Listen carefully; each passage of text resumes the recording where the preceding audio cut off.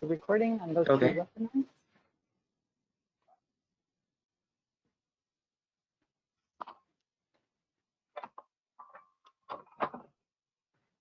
Okay, whenever you're ready.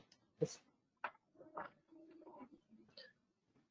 Okay. Should I start? Okay. Sí, yes. Thanks, Bernie. Hola a todos, muy buenas tardes. Yo soy Diego Sousa y trabajo en la división de satélites del CPTEC INPE, el Instituto Nacional de Investigaciones Espaciales de Brasil. Primeramente, muchísimas gracias a todos por la participación y muchas gracias a NOAA, a la UCR, a la OMM, Marcial, Bernie, José, Sherry y a los demás por la organización del evento y por la invitación. Es siempre un gusto poder colaborar en estos eventos de entrenamiento.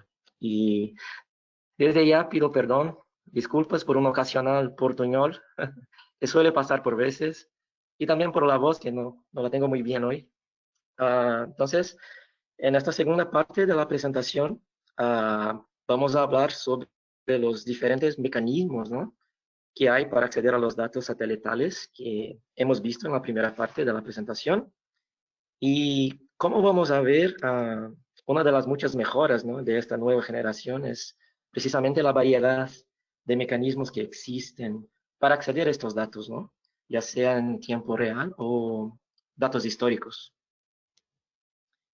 Entonces vamos a darles una visión general de algunos de los mecanismos de recepción existentes con informaciones y características, ¿no?, de cada uno de ellos, desde el sistema GRB que mencionó Marcial en su presentación, hasta algunas páginas web con imágenes ya procesadas y disponibles.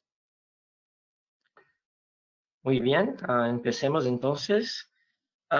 Estos mecanismos de acceso a datos pueden clasificar básicamente en 4 categorías principales, digamos así, siendo mecanismos de lectura directa, ¿no?, direct readout.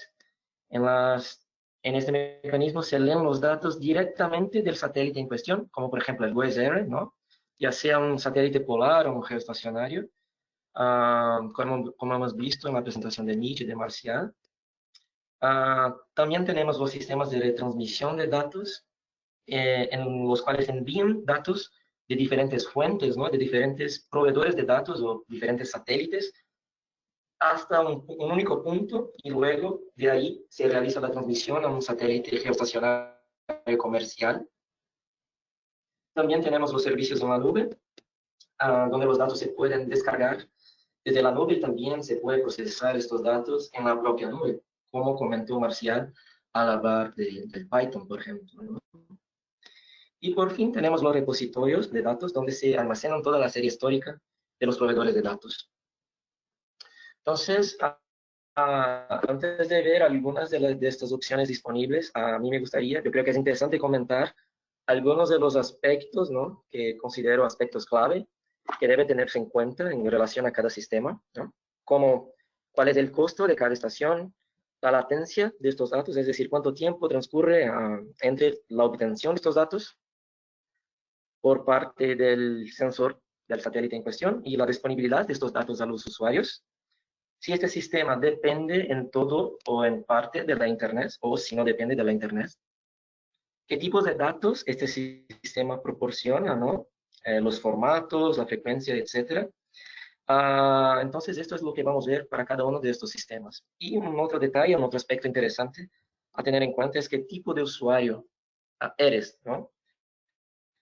Aquí básicamente me refiero a 3 tipos de usuarios y en este punto me gustaría agradecer a Bernie, que fue un comentario que hizo en otros eventos y a mí me parece muy interesante, ¿no? Tenemos un tipo de usuario que básicamente necesitan los datos crudos, digamos así, o los datos en formato digital para generar sus propias imágenes y productos.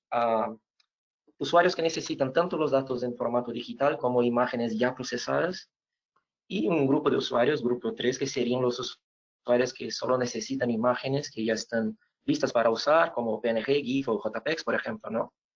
Entonces es algo muy importante tener en cuenta qué tipo de usuarios existen en vuestras instituciones al elegir, digamos así, el mecanismo de acceso a datos, ¿no? Muy bien, entonces aquí en esta imagen tenemos algunos de estos sistemas.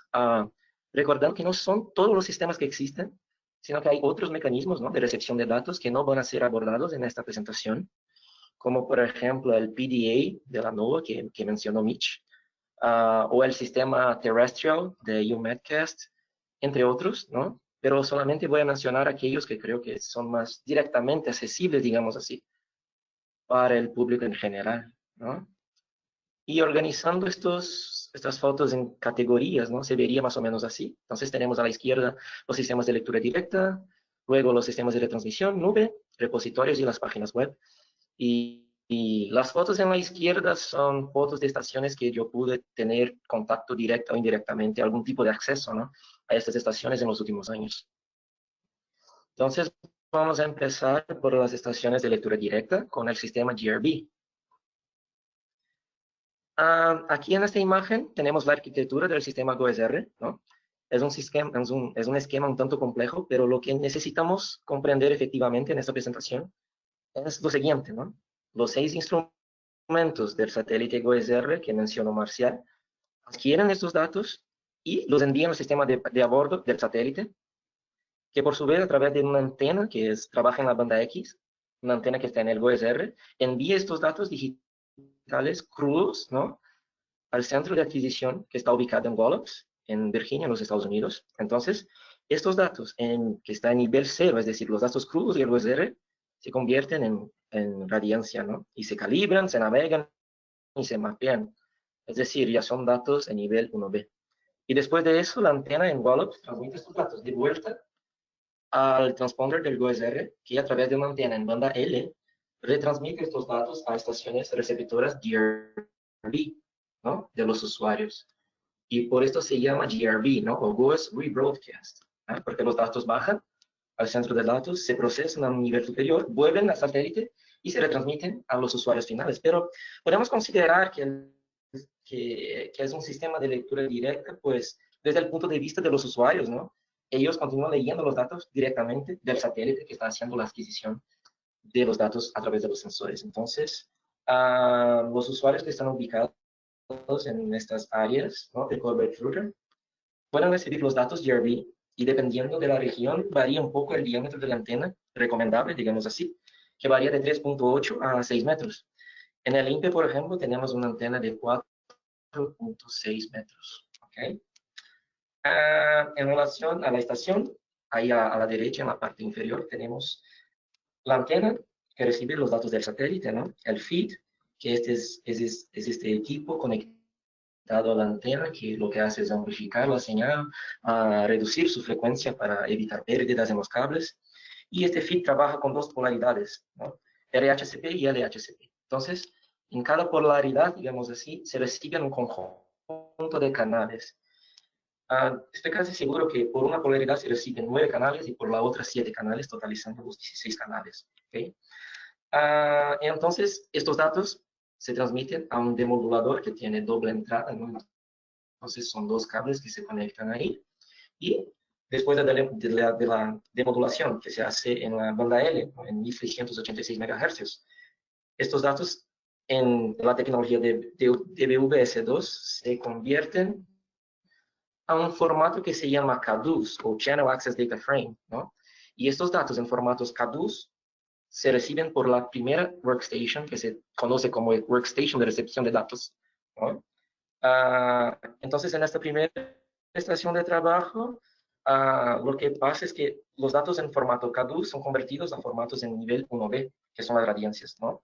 Y en una segunda estación de trabajo, que es conocida como estación de procesamiento, ¿no?, los datos son convertidos de L1B a nivel 2, nivel 1B a nivel 2, que son datos ya en temperaturas de brillo, reflectancias y otros productos como temperatura de la superficie del mar, entre otras cosas, ¿no?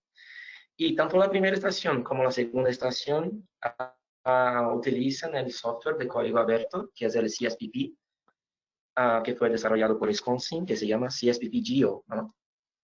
Y además contamos con una tercera estación de trabajo que es opcional, que es la estación de trabajo de visualización, ¿no? Para que tengan una idea de procesamiento en la estación del INPE, la primera workstation tiene 32 GB de RAM, La segunda tiene 320 vídeos de run y la tercera 64. O sea, la estación que hace, que convierte los datos de radiancias para los diversos productos que hay del OSR, tiene que ser potente, ¿no? Bueno, pero hablamos de niveles de datos, ¿verdad? Nivel 0, nivel 1, nivel 2. Entonces es interesante explicar lo que significa esto. Esta imagen de nuevo explica bien estos conceptos. Entonces el nivel 0 sería los datos crudos, ¿no? De los sensores, los ceros y unos, los bits and bytes. Y luego se realiza la decompresión de estos datos, donde es generado el nivel 1A, ¿no? Entonces estos datos son calibrados y son generados los datos de nivel 1 alfa, ¿no? Los datos son navegados, que es el nivel 1 beta, y luego hay el remuestreo, digamos así, de los datos que generan el nivel 1B, ¿no? Después de eso hay la conversión de reflectancias y temperaturas de brillo, que ya son los datos de nivel 2, en nivel 2. ¿Okay? Entonces creo que es interesante tener aclarar estos conceptos. Bueno, como hemos visto en la presentación,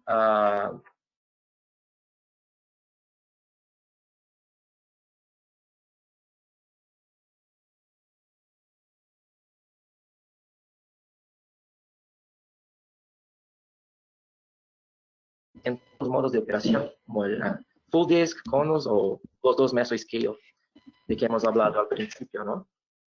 Y los datos del GLM se reciben a cada 20 segundos, ya en nivel 2. Los demás instrumentos a cada minuto, a cada 2 o 3 datos por minuto. Con respecto a la comunidad, creo que es interesante compartir esta información con vosotros.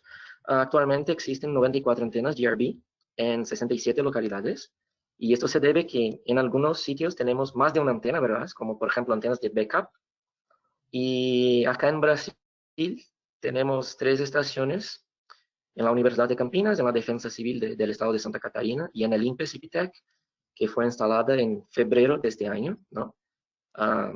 Yo puse estas fotos porque son estaciones que yo tuve contacto y pude visitar, entonces, para que vosotros vean lo que tenemos acá en nuestra región también. Entonces, en un resumen, ¿no?, del sistema GRB, el costo de una estación es aproximadamente $250,000. La latencia es la mínima posible, ¿no? Por nuestra experiencia acá en el INPE, cuesta como 30 segundos después del término del escaneo del OSR para obtener los datos en nivel 1B, ya en radiancias, ¿no? Ya los nivel 2 tarda como 2 minutos y medio y los demás productos derivados se generan dentro de los 10 minutos que tarda para un full disk. Estamos trabajando en las configuraciones de la estación todavía para mejorar poco a poco esta latencia, pero básicamente estos son números muy realistas, digamos así, de lo que se puede obtener en una estación GRB. A respecto de la Internet, So, a respecto, do you have any questions, Bernie? there is a question, and it has to do Okay. with what's the processing time for receiving the data and generating a product. And I don't remember when that came in, so perhaps you can address that with the different ones, different systems. All right, so en la estación del INPE, en los archivos del GOSR tienen en el nombre de los archivos, ¿no? El inicio del escaneo, el final del escaneo y el horario de la creación del archivo, ¿no? Y entonces, comparando el final del escaneo de 10 minutos, ¿no? Y la generación, o sea, cuando los datos están efectivamente disponibles para su uso en nuestra estación, al menos en la estación del INPE, el intervalo es de 30 segundos. Para las radiancias, ¿no? Para las temperaturas de brillo y reflectancias, 2 minutos y medio. Y entonces los demás productos varían, pero son generados dentro del intervalo de 10 minutos. ¿Ok? No sé si responde a la cuestión, pero básicamente estos son los intervalos necesarios. ¿Ok?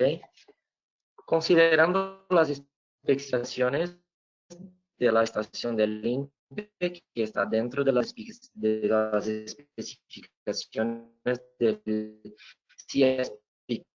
CSPGO. ¿Okay? Entonces, sobre la Internet se requiere solamente para cargar datos que se llaman datos auxiliares, ¿no? Como datos de modelo, por ejemplo, para generar algunos de los productos que genera la estación.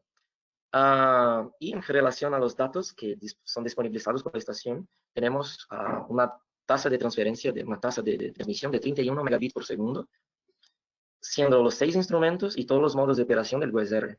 ¿Okay? Entonces aquí yo puse un comentario que el desempeño de la estación, el buen desempeño de la estación, pues depende de la correcta especificación de las estaciones de trabajo. Y ya hubieron casos, incluso en Brasil, de desempeño inferior, debido a la especificación estar desactualizada, ¿no? De los requerimientos del CSPPG. Entonces, tuvo que haber algunas actualizaciones por parte de los proveedores de la estación para que la latencia sea la adecuada, digamos así. ¿Ok? Y sobre la tasa de 31 megabits por segundo, yo creo que un comentario interesante por hacer es que en la próxima generación, que se llama GeoXO, como comentó Mitch, están estimando una tasa de transmisión de datos de 400 megabits por segundo, siendo que solamente para el imager, como el ABI, por ejemplo, serán 150 megabits por segundo, para que tengan una idea de cómo esto va a evolucionar con el tiempo, ¿no? Sobre la estación GOES-R, ¿hay alguna otra pregunta? Are there any questions related to the GOES-R stations? So I'm going to talk about the next system. I don't, The next no one. veo. Okay. Okay, perfecto. Hola. Marcial. Sí, no, lo único que quería mencionar con respecto al GRB es que es es una estación de alto costo. Eso obviamente no es una solución para una persona o para una institución pequeña. Es más como para una cuestión país o una institución muy grande la que puede acceder a este tipo de estaciones, ¿verdad? Ahora, un país o una institución grande adquiera un equipo de estos, significa que otras instituciones de ese país podrían alimentarse, por ejemplo, a través de la red local de la misma información. No se necesita tener 80 antenas de estas en un país. Con una antena bien construida y bien ajustada se podrían alimentar muchísimos sistemas de procesamiento de datos. Perfecto, Marcial. Incluso en Brasil, en el INPE, tenemos diversas divisiones, ¿no? Que no están ubicadas incluso en la misma ciudad. Entonces, compartimos estos datos con nuestras divisiones, como por ejemplo la división de clima espacial, algunos datos, y con otras, con la división de incendios, por ejemplo, otros datos y así por delante. Entonces, con esta antena que tenemos, podemos compartir datos entre múltiples instituciones. ¿Perfecto? Bueno, excelente. ¿Algún comentario más, Marcial? No, nada más, gracias. Perfecto. Creo que no hay más cuestiones, ¿no? Bueno, vamos a ver ahora el sistema HRIT NWIN, que NWIN significa Emergency Managers Weather Information Network, o en una traducción libre sería algo como servicio de informaciones meteorológicas para los tomadores de decisiones de emergencias. Y hay dos cuestiones muy interesantes sobre este sistema. La primera es que la señal proviene desde el propio USR, ¿no? Entonces, en un downlink de 400 kilobits por segundo. Y la segunda es que entre los sistemas que usan antena, es el sistema que tiene la configuración más asequible en términos de costo para un setup propio, como yo llamo en esta lámina, ¿no? Sobre los componentes es necesaria una antena, ¿no? Antenas de 1 metro de diámetro es suficiente, un filtro LNA y un receptor SDR, Software Defined Radio, además de la computadora y los cables, conectores, etcétera, es suficiente para tener una estación HRIT. Hasta hace poco tiempo solo existían soluciones profesionales, digamos así, o soluciones llamadas turnkey, que son soluciones que se podían comprar, ¿no? Desde una empresa, pero esto encarecía un poco la solución, llegando hasta $20,000, pero sin embargo, con el paso del tiempo, gracias al esfuerzo de la comunidad, pues se desarrollaron soluciones gratuitas para el procesamiento de estos datos, además de componentes más baratos y más económicos. Entonces, por ejemplo, esta foto y estos componentes me envió un contacto de Brasil, su nombre es Renato, ¿no? Y me envió estas fotos de su estación HRIT en mí. Y él ya tenía una antena parabólica disponible y una laptop, entonces para los demás componentes tuvo que gastar menos de $200. Entonces es muy interesante, ¿no? Y en Internet hay muchos tutoriales muy detallados sobre el montaje de una solución Endwin, digamos, casera como esta, ¿no? Incluyendo libros, ebooks, que hay un ebook muy detallado sobre este sistema que fue desarrollado por Lucas, que es un usuario de Brasil también. Sobre los datos recibidos por el sistema H-Rate Endwin, tenemos en esta tabla se resume muy bien los datos, siendo datos de 7 canales del GOES, con resolución entre 2 y 4 kilómetros, en su mayoría cada 30 minutos, ¿no? Y también se reciben algunos de los productos derivados de nivel 2 y otros formatos gráficos como datos de modelo, por ejemplo. Entonces, otra cosa muy interesante sobre el sistema H-Rate Endwin es que en este sistema hay una copia del sistema DCS, o el Data Collection System, de la NOAA, que son datos de miles de estaciones meteorológicas en la región. Entonces, eso también es un punto muy interesante de este sistema. Respecto a la comunidad de usuarios, como pueden ver, hay muchos usuarios en Estados Unidos y algunos usuarios en otros países, pero no tantos, ¿no? Entonces, es un sistema que todavía debe ser explorado un poco más por la comunidad. Entonces, en un resumen sobre la señal H-Rate Endwin transmitida por el propio GOES-R, el costo de una solución varía más o menos entre $1,000 de una solución propia hasta $20,000 de una solución turnkey. Y si ya tienes una antena, una computadora disponible, puede llegar hasta $200 solamente. Entonces, es muy interesante para los usuarios más menores, digamos así. Entonces, en cuanto a la latencia, varía entre 1 y 10 minutos después de la adquisición de datos por el GOES. Depende del producto, ¿no?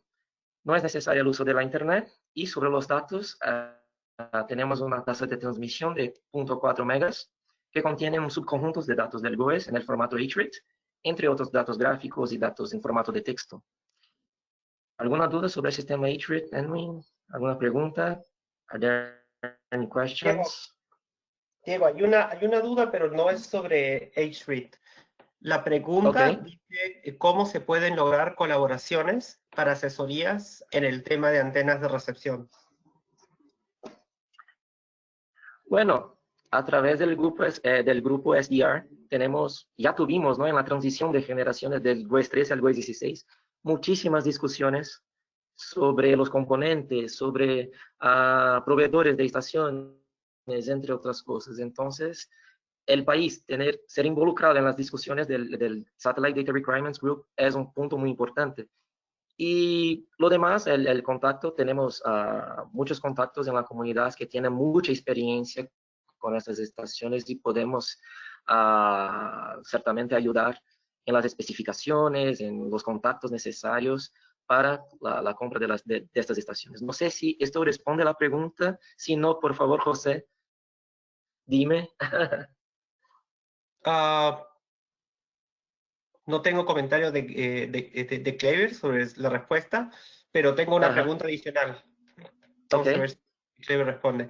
La otra pregunta de Luis Girona dice, ¿la antena de rejilla de la foto en la última lámina para Endwin funciona igual que la parabólica y el costo es el mismo? No, funciona como la parabólica, pero al menos acá en Brasil, las antenas parabólicas son mucho más baratas que estas. Pero si tienes fabricantes nacionales en tu país de esas antenas, como esta de la foto, yo creo que sea mucho más barato, pero si tienes que importarlas, el costo es mucho más grande. Entonces, por ejemplo, acá en Brasil, el ejemplo que mostré de Brasil, usan antenas parabólicas de fibra de vidrio porque tenemos muchos fabricantes acá, entonces el costo es mucho más pequeño. Pero ya en Estados Unidos, cuando tuvimos ahí en la conferencia de NOAA, en todas las demostraciones de H-Rate usan una antena como esta de la foto, ¿no? Que creo que el costo es bajo, ¿no? Pero acá en mi país, por ejemplo, no tenemos fabricantes de este tipo de antena. Entonces la cuestión es los fabricantes que tienen en cada país, la disponibilidad de estos equipos en cada país, que varía de país para país, ¿no? Perfecto. Gracias. ¿Alguna otra pregunta? No, yo tenía un comentario, Diego. Tal vez para comentar un poco acerca de este tipo de sistema. Esto es muy utilizado en zonas que son de difícil acceso, Por ejemplo, en lugares donde esté, por ejemplo, una oficina cercana a un parque nacional donde no exista cobertura de celular o de internet, entonces una antena de estas se puede montar con un equipo de recepción y ya puede tener acceso a ciertos datos del satélite, aunque no tenga otros servicios en la región. Entonces son opciones que existen para atender ese tipo de necesidades y que ciertamente tal vez no se vayan a escoger para la oficina de pronóstico de un servicio meteorológico, pero como oficina informativa regional o como apoyo en emergencias o ese tipo de soluciones, pues no es cara y es muy útil. Sí, sí, y por los datos serán del propio GOES-R, no hay sistemas intermediarios, como por ejemplo en el sistema GeoNetCast, que tiene distintos proveedores y la fuente de datos es el PDA, por ejemplo. Entonces, cuando hay algún mantenimiento, algún proveedor de datos tiene algún problema, puede no haber datos. Ya en este caso no, la fuente de datos es el propio GOES-R. Entonces, la confiabilidad de los datos es muy grande. ¿Perfecto? Perfecto, adelante. Bueno, vamos ahora a Hay un, hablar sobre las estaciones. Ok, perfecto. Dime, José. hay un par de preguntas más, Diego. Una pregunta es, Ok. ¿quién nos puede asesorar para conectar una NAS al sistema GeoNetcast?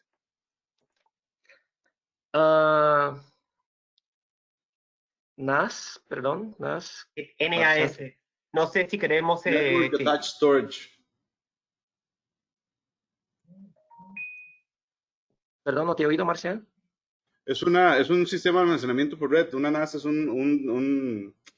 como almacenamiento por red. Por lo general se utiliza como en clusters y en ese tipo de ambientes. Almacenamiento por red. Ya entiendo. Entonces, quiere conectar una NAS al sistema GeoNetCast, ¿verdad? Entonces, vamos a hablar sobre el sistema GeoNetCast en algunas láminas. Entonces, creo que es más interesante hacer este comentario cuando lleguemos al sistema GeoNetCast. ¿Qué te parece? Creo que es correcto. Sí. Ok. ¿Había otra pregunta, José? Entonces, hay un comentario adicional de Kleiber. Él menciona que nosotros en Venezuela tenemos un sistema de recepción de imágenes de satélite, antenas, servidores y 2 estaciones de trabajo, pero nos gustaría ese tipo de evaluaciones, saber su estado y si podemos migrar a paquetes libres para procesar la información. Sí. Yo creo que es un tema para correo, ¿verdad? Sí, sí, esto podemos hablar por correo, pero es algo muy interesante. Reaprovechar antenas y sistemas, por ejemplo, de la generación anterior, el GVAR, por ejemplo.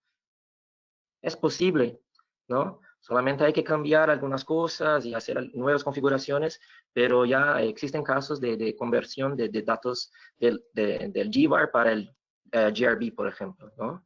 Puedes usar, por ejemplo, la misma antena. Este es uno de los equipos que puedes utilizar, dependiendo de la región y del diámetro, ¿no?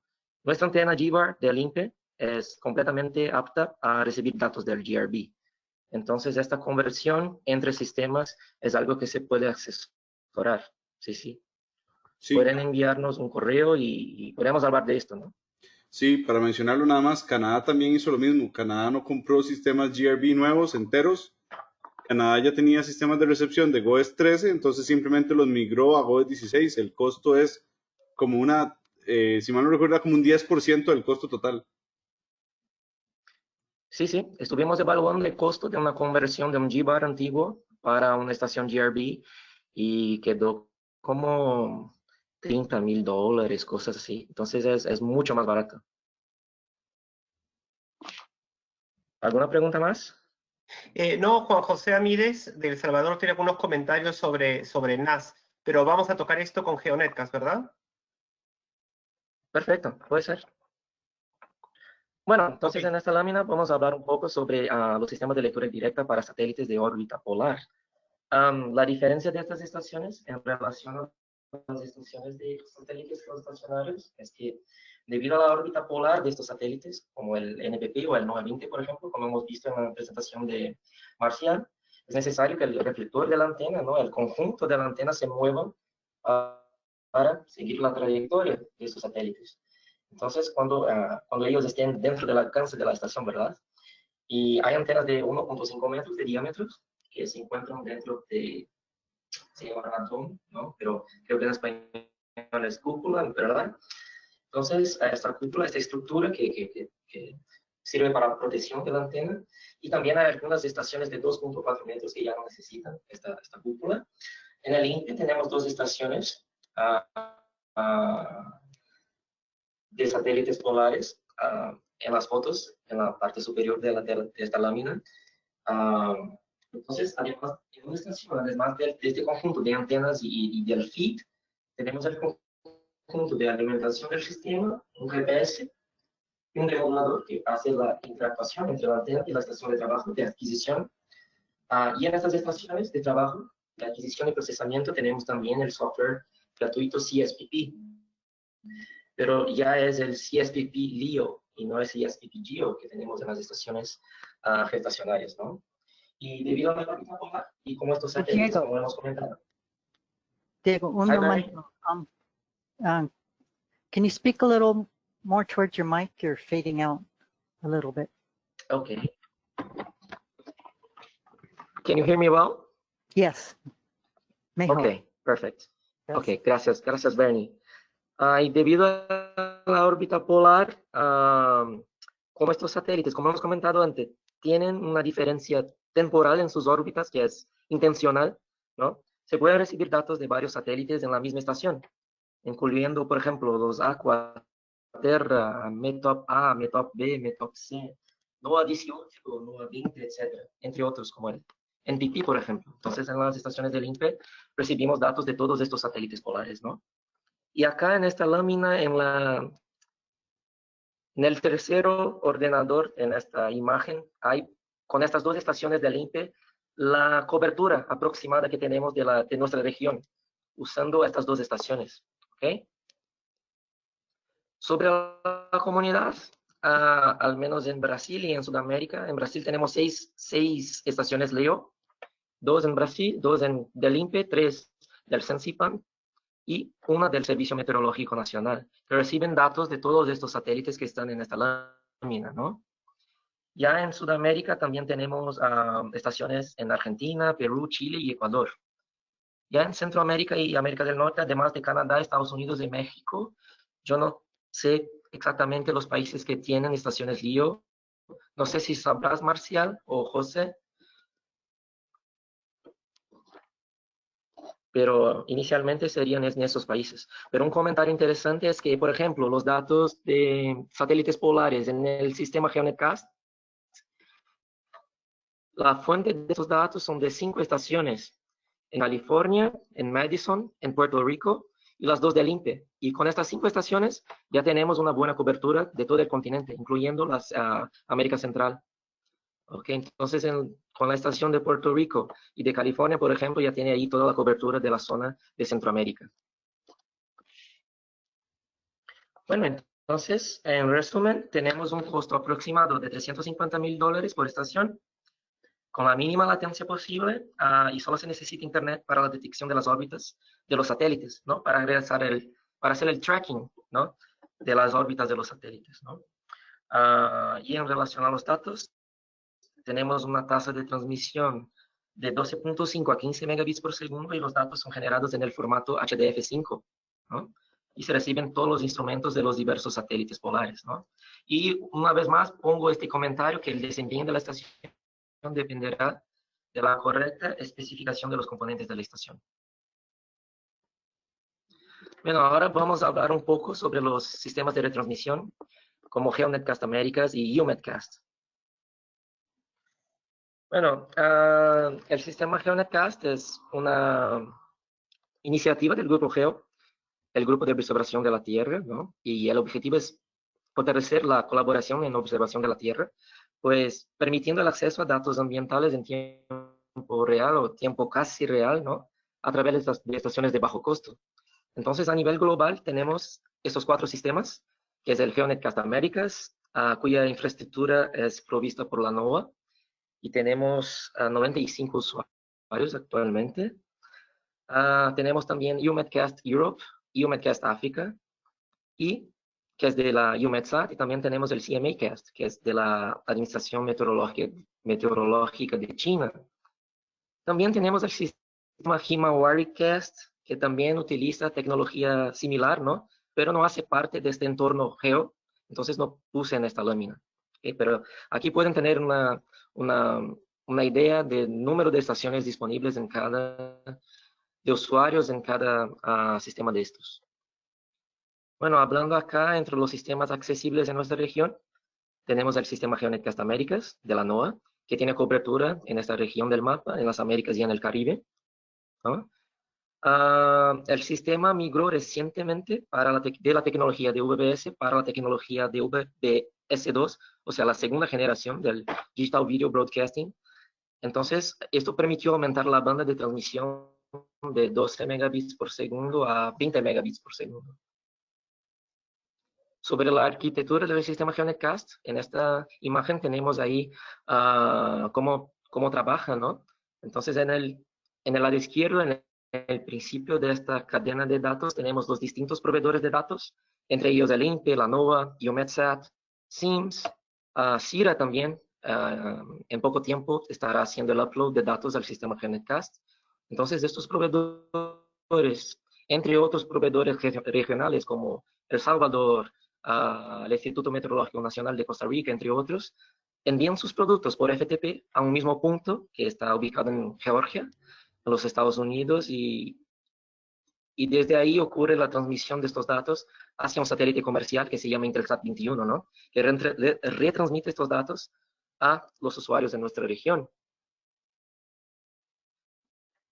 Actualmente el sistema tiene, como pueden ver en este mapa, 95 usuarios, ¿no? En 20 países, y a la derecha se pueden ver los componentes necesarios para montar una estación. Entre ellos la antena, el LNB, un receptor de VBS2, un software que decodifica estos datos que llama software FAST, y las estaciones de trabajo, ¿no? Para procesamiento y visualización. Y los componentes de una estación GeoNetCast cuestan más o menos entre 5 y 10 mil dólares. Esto varía un poco de país para país, pero más o menos en este rango puedes comprar todos los componentes necesarios para una instalación propia, ¿no? Ya una solución turnkey cuesta aproximadamente 20 mil dólares. Sobre los datos recibidos por el sistema GeoNetCast, están 9 bandas del GUES 16, 4 imágenes por hora. Está el GLM acumulados a cada 5 minutos, 18 productos baseline que ya vienen hechos, no es necesario generarlos en la estación, pero ya vienen listos para uso, y 9 composiciones RGB, TrueColor, Hermes, Edge, Dust, entre otros. Ya del GUES 17 tenemos 3 canales, 4 canales por hora, 4 imágenes por hora. Tenemos los canales del Meteosat a cada 3 horas, más los productos derivados del Meteosat a cada 15 minutos. Y sobre los polares tenemos todas las bandas del NPP y del NOAA 20 para nuestra región. Y otros productos como datos del GCOM, satélite GCOM, datos MIRS, NewCaps, y otros productos que van a ver en los próximos días en las otras presentaciones del evento, ¿no? Y además de los datos satelitales, tenemos datos de modelo, entre otros datos como puntos calientes, hielo, entre otros datos de distintos satélites, ¿no? Una información que no puse acá es un producto que fue agregado recientemente al sistema, que es el monitoreo de zonas de inundación, que es el Flood Mapping Product que mencionó Mitch, que también está en el sistema. Y también tendremos el Layered Precipitable, Total Precipitable Water de CIRA, que en algún tiempo también va a estar disponible en el sistema. Y además del sistema GeoNetCast Americas, un otro sistema que se puede recibir desde nuestra región, al menos desde algunos de los países de Centroamérica y todos los países de Sudamérica, es el sistema EUMETCAST África, ¿no? Para aquellos que desean recibir datos del Meteosat a cada 15 minutos, este es el sistema disponible en nuestra región. La configuración es muy similar a la del GeoNetCast Américas, cambiando solo el satélite, que ya no es el Intelsat, pero el Eutelsat 8, y la polarización del LNB, que es circular, ¿no? Y el software de recepción, que es el Telecast, y también es necesaria una licencia desde EUMETSAT, que ellos llaman de EKU, EUMETCAST Key Unit. ¿Okay? Entonces el sistema, en resumen, el sistema GeoNetCast tiene el costo de entre 5 y 10 mil dólares para un setup propio. Una solución turnkey puede llegar a $20,000 o más. La latencia varía entre un dato y otro debido a la transmisión secuencial de estos datos de múltiples proveedores, pero un buen ejemplo son los datos del USR, que desde el final del escaneo se reciben datos de nivel 2 en la estación entre 3 y 4 minutos después del final del escaneo. ¿Okay? Y la internet no es necesaria para recibir datos de GeoNetCast, y sobre los datos contienen un subconjunto de datos de varios satélites, como hemos visto. Y he puesto un comentario que en julio y agosto hubo el aumento de 12 megabits por segundo para 20 megabits por segundo, entonces el contenido del sistema está cambiando, entonces están agregando nuevos productos al sistema, ¿no? ¿Hay algún comentario sobre el sistema GeoNetCast? Y como comentó Marcial, también es una opción muy buena para regiones lejanas que no tienen acceso a la internet, y también tiene un costo relativamente bajo para la cantidad de contenido que proporciona el sistema. ¿Algún comentario, Marcial? Sí, ¿O los demás? tal vez me gustaría comentar un poco de que, bueno, nosotros aquí en la universidad hace poco instalamos el sistema nuestro, el GeoNetCast. Y bueno, lo hicimos en medio de toda la declaración de emergencia por la pandemia y todo, y fue interesante porque mucho del trabajo manual lo tuvimos que hacer nosotros mismos, entonces hasta el hueco donde montamos el póster lo hicimos nosotros. Entonces eso bajó los costos muchísimo. De hecho, yo creo que el costo de nosotros anduvo hasta por debajo de los $5,000 mínimos que muestra Diego. Entonces uno en realidad puede realmente bajarle el costo al sistema, y lo que se obtiene es mucho, digamos, aparte de la antena, el receptor y lo que mencionaba Diego, se ocupa la computadora, pero en realidad ni siquiera es así como una mega máquina lo que se necesita para que funcione bien. Obviamente requiere sus capacidades, pero no es difícil. Y pues en la parte técnica, Diego tiene muchísima experiencia, y nosotros que tuvimos que hacerlo todo con la ayuda de Diego, pues aprendimos bastante acerca de otras cosas que también podemos ayudar a colaborar con instalaciones que ustedes quieran hacer. Perfecto, Marcial. Esta es la idea, ¿no? De los 95 usuarios, creo que 80% o 90%, las instituciones hicieron sus propias instalaciones por el precio, ¿no? Es mucho, mucho más barato. Entonces, y con esto poco a poco vamos obteniendo experiencia, ¿no? Y los usuarios empiezan a intercambiar informaciones entre sí. Entonces, es una experiencia muy interesante, como comentó Marcial. Yo creo que tenemos otro comentario creo que Juan José de El Salvador sobre NAS, ¿no? ¿Algo así, José? Sí, quería hacer un comentario sobre NAS. No sé si quieres hablar, Juan José. Te voy a mute, Juan José. Sí.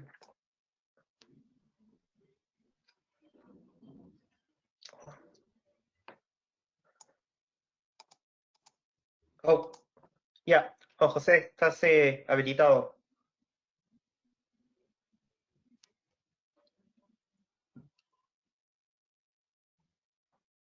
No te escuchamos. Bueno, seguimos entonces y después volvemos al comentario de José. Hagamos sé. esto. Sí. Diego, tal vez me gustaría mencionar un poco lo que hablaban ahora de la colaboración entre usuarios. Porque Perfecto. el GeoNetCast es uno de esos sistemas donde uno realmente se llega a relacionar mucho con el grupo de usuarios. Y de hecho, cuando estábamos instalando recuerdas que de hecho la solución a uno de los problemas que tuvimos vino de Cuba. Nos dijeron que teníamos una pieza mal puesta, y de veras estaba mal, y al removerla y mejorarlo, pues funcionó perfectamente de inmediato. Entonces la colaboración con Cuba fue crucial para eso, y esa es la idea de tener el SDR, y también de tener grupos de usuarios por grupos, ¿verdad? Por secciones de datos y de instrumentos.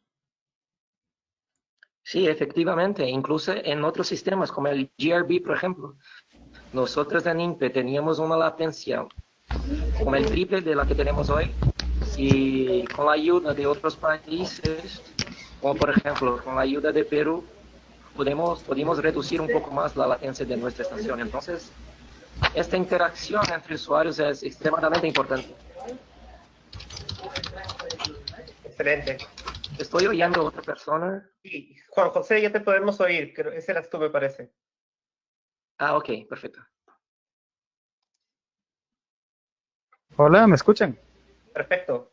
Ok, tuve problemas con el micrófono.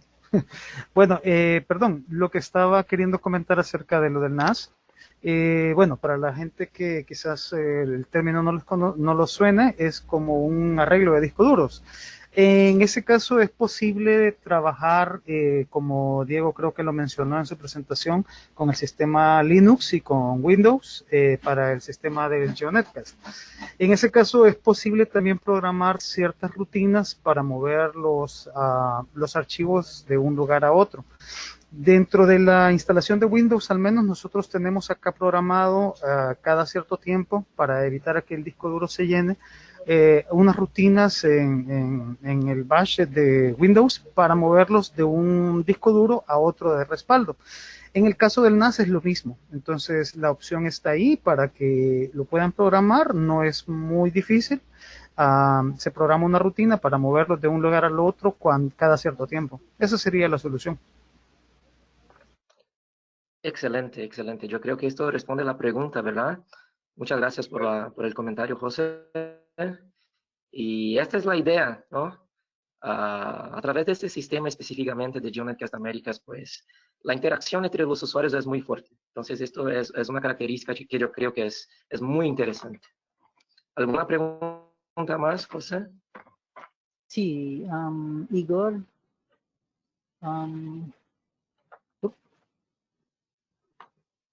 Es self-muted.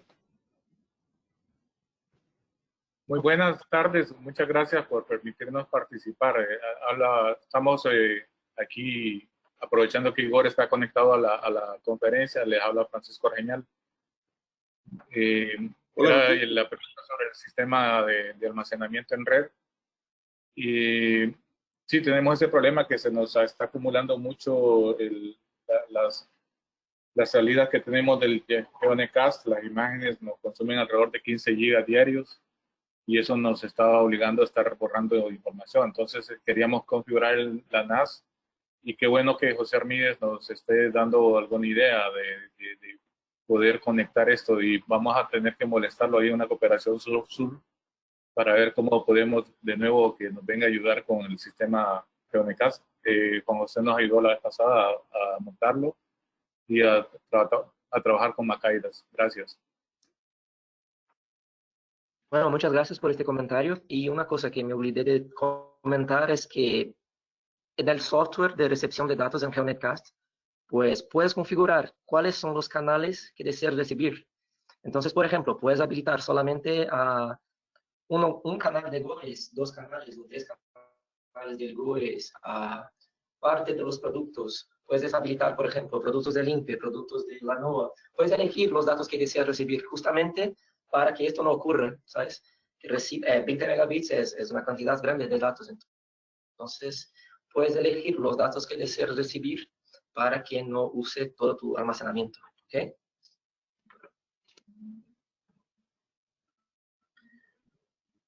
No creo que hayan otras preguntas, ¿verdad? Diego, tenemos la mano alzada de... ¿Perdón? Hay una pregunta de Evelyn, creo. Sí. Ok. Sí, Evelyn pregunta que cuánto es la latencia entre la toma de imágenes por el satélite y cuando están disponibles en el GeoNetcast. Para el GOES, entre 3 y 4 minutos, desde el final del escaneo. Entonces, una imagen de las 12, que el escaneo terminó a las 12:10, a las 12:13 o 12:14 ya estarán disponibles en nivel 2 a los usuarios. Ya para los polares, ¿no? Por el upload que hace Wisconsin al sistema, la latencia está en 20 minutos más o menos. Entonces, para el GOES, entre 3 y 4 minutos. Para el NOAA 20 o el NPP, 20 minutos más o menos. ¿Perfecto? Adelante, gracias. Perfecto, gracias. Tenemos a Juan Diego Naranjo con la mano levantada. ¿Podemos habilitar?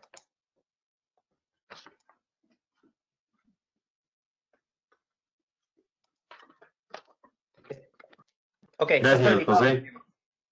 Sí, gracias, José. Es una pregunta más general que otra cosa.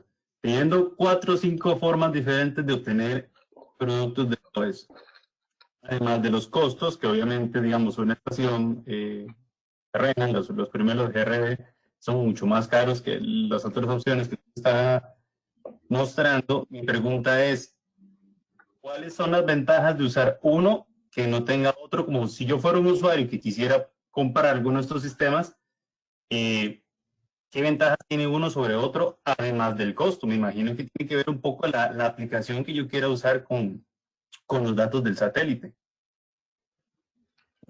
Claro. Por ejemplo, en nuestra experiencia en el INPE, no hemos tenido estaciones GRB hasta el febrero de este año, ¿no? Entonces, entre 2017 y 2020, pues como no teníamos los recursos para una estación GRB, pues usamos el sistema GeoNetcast Americas en conjunto con datos en la nube, ¿no? Para obtener la mayor cantidad de información posible, ¿no? Luego, con los recursos disponibles, pues podemos comprar la estación GRB y obtener los datos con una latencia muy, muy baja. Entonces, la estación es muy cara, pero también tienes, después de 30 segundos, ya tienes un archivo en radiancias disponible para usar, ¿no? Entonces, la latencia de la estación GRB es algo que creo que es su mayor ventaja. El GeoNetcast, por otro lado, tienes un subconjunto de datos, pero de más satélites como GOES 16, GOES 17, Meteosat, NOAA 20, SNPP, datos de modelo. Entonces, tienes ahí una gama mayor de datos por un costo un poco más pequeño, más bajo, ¿no? Ya como vamos a ver, y los datos que se pueden acceder desde la nube son gratuitos, ¿no? Pero cuanto más productos, más ancho de banda necesitas. Entonces, por ejemplo, acá, en algunos casos no hemos podido hacer el download de todas las bandas y todas las informaciones del GOES antes del próximo ciclo, ¿no?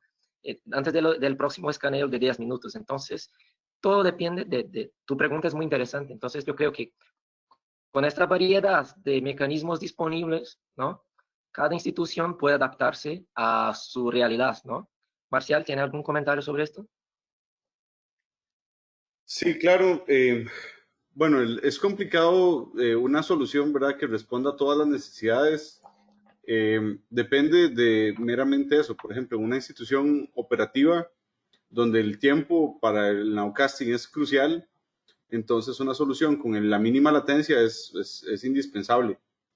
En la academia, por ejemplo, donde nosotros no hacemos operativo casi que ninguno de los productos, sino creo que hacemos es más análisis de casos de estudio y así, la latencia no es realmente relevante y tal vez uno de los ejemplos que Diego todavía no ha mostrado es una de las mejores soluciones. Entonces depende mucho de la aplicación que usted le pretenda dar a los datos y de para qué los necesite. Por ejemplo, en una institución operativa, la latencia es impresionantemente necesaria, ¿verdad? Se quiere lo mínimo, pero en realidad guardar 3 meses o 6 meses o 10 años de datos no es necesario. O sea, los datos de mañana son más importantes que los datos de hoy en el sentido de que mañana va a tener que pronosticar con esos datos. En la academia pasaría lo contrario. Usted tal vez no quiere tiempo real, si quieres poder almacenar muchos casos de estudio durante mucho tiempo para tener información de donde pueda generar tesis o estudios o lo que sea que se requiera generar. Entonces sí depende mucho de la aplicación. Gracias, Marcial. Y un comentario adicional es que, por ejemplo, los de Nowcasting que trabajan en CPTech están trabajando con estos datos de radiancias, ¿no? Que son los que llegan más rápido. Entonces, todo depende de la aplicación y de la realidad financiera de cada institución. No sé si esto responde a la pregunta, pero creo que más o menos sí se puede tener una idea. Diego. Sí, me parece. Porque además de la ventaja que decían, por ejemplo, lo preguntaba como un comentario así abierto, ¿verdad? ¿Qué beneficios tenía uno que otro? Porque al final el beneficio es el mismo, es tener los datos del GPS, perdón, del GOES. Pero, por ejemplo, yo decía, como lo explicaba antes Marcial, el decir, bueno, para zonas remotas donde no hay internet, una solución hiper barata, simplemente es tener la antena de Enwin, o si uno ya tuviera acceso a internet, por ejemplo, pero sí, me queda claro, más bien depende un poco de lo que quiera uno hacer con información que recibe, ¿verdad? Así uno debería sopesar qué sistema le le sirve más y se le acomoda más a su presupuesto. Claro, y tal vez para comentar un poco, pues creo que esa es la idea del grupo de requerimientos satelitales que existe, ¿verdad? Juntar a personas que ya pasaron por todo este proceso y que ya tienen la experiencia, entonces que podamos compartir entre nosotros los requerimientos de nuestros sistemas y que nos cuenten qué experiencia han tenido otros con eso. Tal vez usted tenía unas expectativas y usted dice, bueno, tengo $300,000, voy a comprar este, y tal vez dice, bueno, con sus requerimientos tal vez eso no es lo que necesita. Entonces es más fácil compartir en un grupo de personas que tengan experiencia en esto, creo que es muy importante para el producto y el resultado. Diego, antes de que continúes, Dilana Vargas pregunta que cuánto puede costar el mantenimiento de un GeoNetcast. Lo que pasa en la mayoría de las instituciones, 80% de las instituciones, como ellos mismos han hecho la instalación, pues conocen los detalles de la estación, como Marcial, por ejemplo. Conoce si algún problema pasa, ellos mismos serán capaces de solucionarlo, no siendo necesario pagar por la mano de obra, digamos así. Pero el componente que más presenta problemas en la estación es el LNB, ¿no? Y en el INPE, por ejemplo, nuestra estación tiene 7 años. Tuvimos que cambiarlo una vez. Y acá en Brasil cuesta como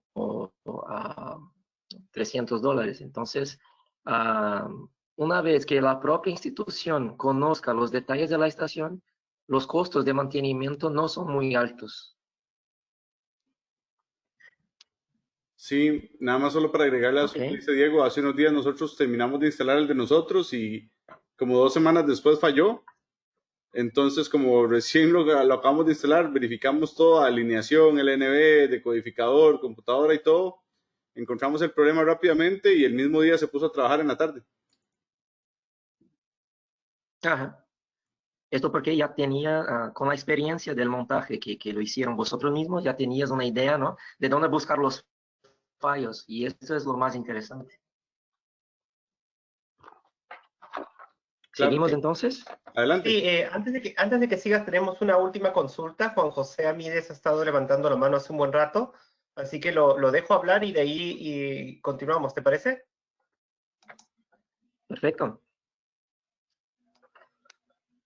Ok, estás habilitado, Juan José. Gracias. Otra cosa que hay que tomar en cuenta acerca de qué sistema van a comprar es, por ejemplo, la resolución de los productos que vienen en ellos. Por ejemplo, en el GeoNetcast, la banda 2 no viene a 500 metros, sino viene a 2 kilómetros, si no me equivoco, de resolución. Eso, por ejemplo, puede ser determinante si estás en un sistema, perdón, una oficina donde necesita bastante resolución espacial para poder tener algunos detalles, como por ejemplo en el caso de El Salvador. Y bueno, para hacer la composición de otro tipo de productos también es importante porque el eslabón más débil va a ser el que mande ahí. Si tenés 2 kilómetros de resolución en una banda, entonces al final la composición de imágenes van a quedar de esa resolución. Solamente eso quería comentar. Sí, muchas gracias, Juan. Un comentario, la banda 2 en GeoNetcast tiene la resolución de 1 kilómetro. Okay. Con la actual capacidad no fue posible transmitir la banda 2 en 500 metros. Cada archivo, durante el día, puede llegar hasta 500 megabytes. Entonces, esto consume mucho ancho de banda, ¿no? Entonces, como hay otras prioridades, ¿no? Pues actualmente la banda 2 está con 1 kilómetro. Y este comentario de Juan José es muy interesante. Voy a volver a la lámina del Big Data Project. Bueno, comenzando con el Big Data Project, este proyecto fue creado básicamente para facilitar el acceso a los datos por parte del público en general, ¿no? Proporcionando pues, diversos conjuntos de datos en la propia nube, como por ejemplo datos del WES 16, WES 17, datos de radar, datos del modelo. Diego, ¿puedes acercarte un poco más al micrófono? Creo que no se está escuchando bien. Oh, perdón. ¿Mejor ahora? Sí. Mucho mejor. Entonces también, además de accesar a los datos, es posible también realizar el procesamiento de estos datos en la propia nube, ¿no? Sin tener que descargarlos a la máquina. El vínculo, digamos así, entre los datos de la nube y los proveedores de la nube realizado por NCICS en Carolina del Norte, y entre los proveedores de la nube tenemos Amazon, IBM, OCC, cada uno de ellos con un conjunto de datos. Por ejemplo, en Amazon podemos acceder a datos del ABI de nivel 1B, nivel 2, datos del GNM y el sensor SUBI, por ejemplo, ¿no?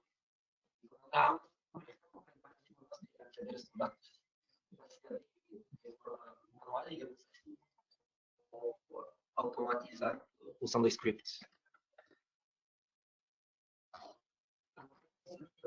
Tenemos, yo creo que es la forma más sencilla, ¿no?, de acceder a estos datos a través de la nube. En esta página nosotros vemos, fue desarrollada por Brian Baylock, que es de Utah, creo. Y tenemos una interfaz gráfica, ¿no?, para seleccionar y descargar los productos de la nube. Así que solo es una cuestión de elegir de qué proveedor deseas bajarlo, qué satélite deseas, GOES 16 o GOES 17, cuál es la región o modo de operación del GOES, sea el full disk, CONUS o mesoescala, la fecha, la hora, el producto que deseas descargar. Y pueden ver en esta lista, en esta lámina, que hay muchísimos productos, ¿no? Y todos los productos nivel 2 del GOES 16 se pueden bajar desde Amazon. Y también descargarlos de forma automática usando scripts. Hay algunas librerías Python y otras herramientas como el AWS Client para descargar los datos automáticamente. Marcial hace un par de años disponibilizó a la comunidad un script de ejemplo que es muy utilizado por algunas instituciones. Yo también publiqué en el blog algunos scripts Python para hacer esto también. Entonces, hay muchas maneras de hacer esta descarga de modo operacional o modo operativo, ¿no? Entonces, los datos de Big Data Project, el acceso y la descarga no tiene costo, a menos que quieras hacer el procesamiento en la propia nube. En nuestra división hicimos una prueba con el servicio de procesamiento en la nube del Google, y ya hace un tiempo, pero en esta época, para hacer el procesamiento en la propia nube gratuitamente, había un límite de transferencia de datos de 1 GB, ¿no? Y después de este límite sería necesario pagar. Entonces, es posible hacerlo en la nube, pero después dependiendo de la cantidad de datos que desea procesar, el servicio puede haber un costo, ¿no? Y en cuanto a la latencia, a mí me parece impresionante. Si accedes a los datos, a esta página que yo mencioné en la última lámina, los datos de mesoescala, ¿no? Ahora son, yo creo que son a las 8:34 UTC, ¿no? Si accedes ahí, ya vas a tener el cono de 8:30, por ejemplo, el mesoescala de 8:30. Es prácticamente instantáneo, como comentó, creo que Jorge, en la primera presentación, que hizo una pregunta a Mitch. Entonces, la latencia es mínima. Por otro lado, depende también de tu capacidad, de tu ancho de banda de Internet, ¿no? Cuanto mayor la cantidad de los productos, mayor el ancho de banda necesario, ¿no? Pero en los scripts que se han desarrollado para hacer esta descarga son muy configurables, ¿no? Puedes elegir qué canales deseas, los horarios, los productos, si quieres full disk, CONUS, mesoescala, entonces es todo muy configurable, ¿no? Un comentario importante es que algunos usuarios siempre me preguntan es sobre la fuente de datos, como los datos en el Amazon. La fuente de datos es el PDA de la NOAA, el Product Distribution and Access. Si el PDA pasa por un mantenimiento, y puede ocurrir por veces, ¿no? Puede suceder de no haber datos disponibles en la nube, ¿ok? Durante el mantenimiento, ¿no? Bueno, entonces, hablando un poco sobre los mecanismos de Unidata, Unidata pone a la disposición todos los datos del GOES 16 y GOES 17, entre muchos otros datos, como datos de modelo, por ejemplo, a través de varios mecanismos, como el Threads, el LDM o el AWIPS, ¿no? La gran diferencia en relación al Big Data Project de la NOAA es que la fuente de datos no es el PDA, sino que estaciones GRB, ¿no? De Unidata. Entonces, los datos siempre están disponibles, a menos que el satélite presente algún fallo, ¿no? Entonces, para acceder a los datos de Unidata podemos utilizar softwares como MacIDASB y AllowWebs que proporcionan el acceso a servidores, ¿no? Y también la visualización de estos datos. Y también podemos crear procesos automáticos para la descarga de estos datos a través de servicios como el Threads o el LDM. Por el Threads, por ejemplo, que yo ya usé algunas veces, publiqué algunos tutoriales sobre Threads. Está muy interesante. Hay una librería Python específica para la descarga automática de estos datos, ¿no? Ya por el LDM también. En cambio, al lugar de buscar los datos, como en el Threads, el flujo de datos entre Unidata y el usuario es automático, ¿no? Como un feed constante, ¿no?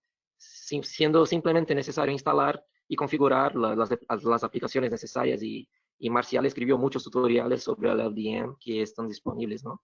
Marcial, ¿tienes algún comentario sobre el LDM? ¿Tienen mucha experiencia con él? Sí, bueno, como comentario acerca del LDM, es probablemente la forma más barata de obtener información.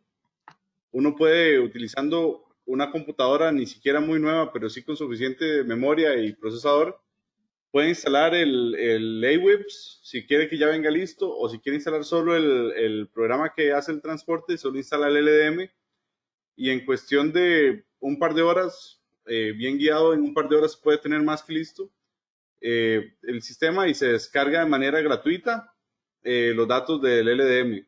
Como dijo Diego, esto tiene acceso a los datos directos del GRB. Entonces, por ejemplo, si una institución dice, bueno, yo quisiera el feed del GRB tal y como lo acaba de mencionar Diego, pero no tengo los recursos en este momento para comprar una antena en $300,000, pues entonces se podría comprar una máquina de unos $2,000 y con una máquina ya de $2,000 podría instalar el sistema, acceder a la red de Unidata del LDM y obtener exactamente la misma información. Y esto quiero que quede así explícito. No hay recortes de resolución o de tiempo de ningún tipo. Es lo que entra por el GRB, cae inmediatamente al LDM. Y cuando digo inmediatamente, es inmediatamente.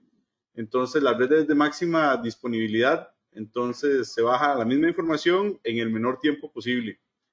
Y se tiene acceso a todos los sensores que el GRB recibe. Entonces, por ejemplo, los sensores del ABI y el GLM están disponibles, pero también están disponibles, por ejemplo, los de Sol. Entonces, el SUI se distribuye por la misma red. Y además, como esta red no es solo para satélite, también puede distribuir estaciones en superficie, datos de barco, modelos numéricos, GFS, puede distribuir un montón de cosas, además del satélite. Yo siempre recomiendo, ¿verdad? No es el que sea gratuita y el que sea por internet no significa que sea, ¿verdad?, perfecta. Porque, por ejemplo, una institución que tenga ancho de banda limitado no puede jamás configurar esto al máximo porque inmediatamente se le traería bajo la red por la cantidad de información que viaja.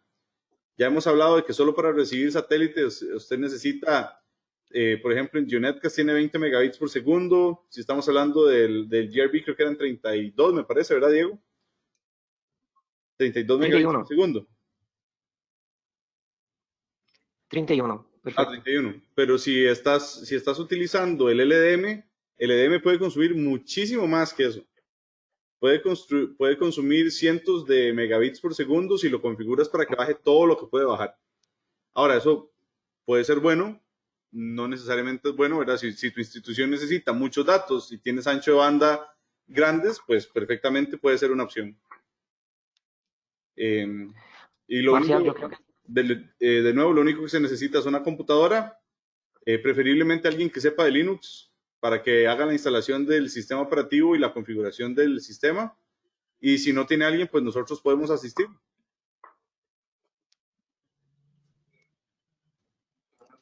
Es interesante el tema de haber múltiples GRBs y los huecos, ¿sabes? Cierto, eso es importante mencionarlo. Por ejemplo, muchos países compran un GRB y después se llevan la sorpresa de que, por ejemplo, si tienes un GRB y tu GRB tiene interferencia o tienes, por ejemplo, unas tormentas cercas o así, puedes tener huecos en los datos.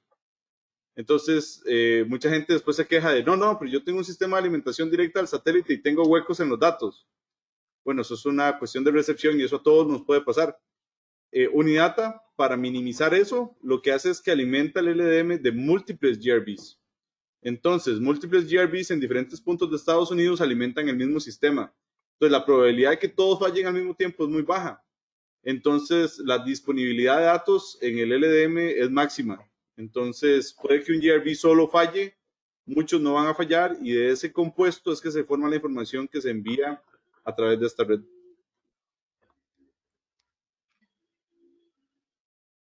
Muchas gracias, Marcial. Entonces, en resumen, no hay costo para acceder a estos datos de las estaciones. Sí, tal vez para comentar así rápidamente, nosotros, bueno, la doctora Vilma Castro fue la que comenzó con esto aquí en la Universidad de Costa Rica con Tom Joxes. Eso fue cerca del año 2000, cuando apenas teníamos internet, y funcionaba bastante bien. De hecho, lo hemos mantenido todos estos años y todavía está funcionando. Y de vez en cuando recibimos solicitudes de ayuda. Por ejemplo, hace unos días México fueron los que querían recibir datos de GLM, y tenía un LDM funcionando. Entonces fue una cuestión de agregar un par de líneas a la configuración del LDM y en minutos estaban recibiendo los datos de descargas atmosféricas del GOES 16.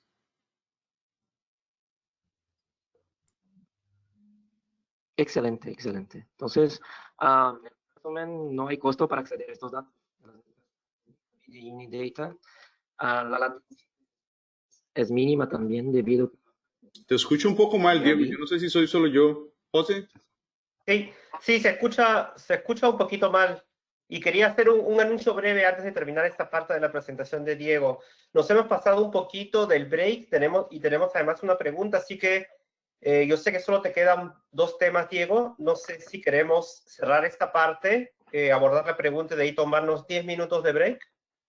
Ok. Diego, ¿te parece? Sí, sí, muy bien, sin problemas. Ok, entonces te dejo terminar esta parte de tu presentación. Si tienes algo que cerrar.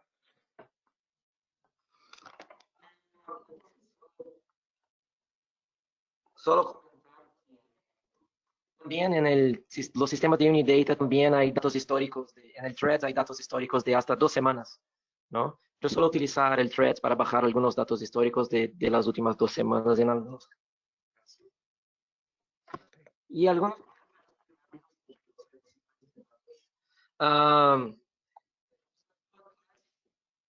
tiene datos históricos de la NOAA, incluyendo el JPS, DMS, entre muchos. Los datos son multiformatos, ¿no? Al buscar estos datos, puedes elegir el formato que deseas bajar. Y un ejemplo muy interesante sobre esto en mi trabajo es que hubo un usuario que necesitaba datos del GOES de la década de los 80, ¿no? Y no teníamos estos datos en nuestra base de datos. Entonces, en pocos minutos accedemos ahí al NOAA Class, bajamos los datos necesarios y el usuario con el Macaidas-V pudo hacer sus investigaciones. Entonces, está muy interesante, ¿no? El NOAA Class es muy fácil, solo tienes que registrarte en la parte superior de la interfaz, elegir los datos de tu interés. Entonces, es posible también buscar los datos a través de una interfaz interactiva. Y en esta diapositiva que va a estar disponible para vosotros, hay un tutorial corto de 10 minutos sobre el NOAA Class y que muestran los pasos básicos para acceder a estos datos, ¿no? No lo vamos a ver ahora, pero en la presentación que va a estar disponible pueden acceder a este tutorial. José, sigo. Creo que es necesario 10 minutos más o menos. Sigo, hacemos el break. ¿Qué te parece si hacemos el break? Porque sé que te queda todavía EUMESAT y también las páginas web, ¿verdad? Creo. Sí, sí. Sí, Y también hay la parte de las herramientas, ¿no?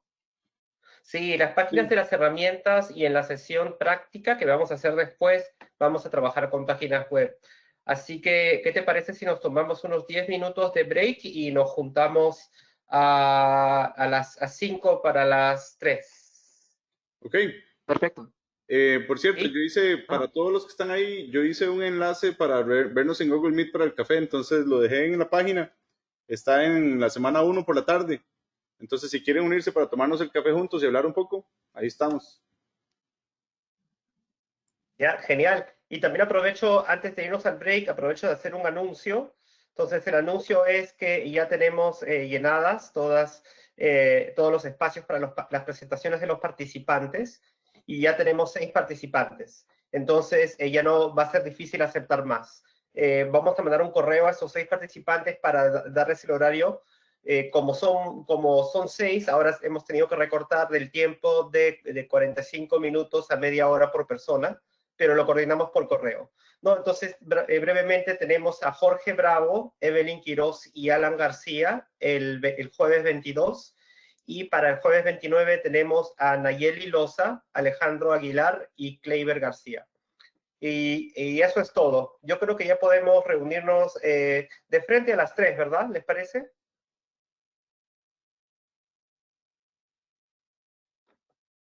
A las 3. Sí. Ok.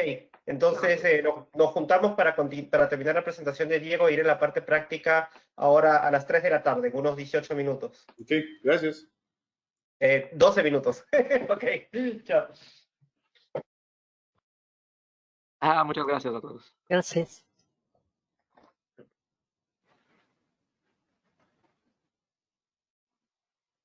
Ok, listo.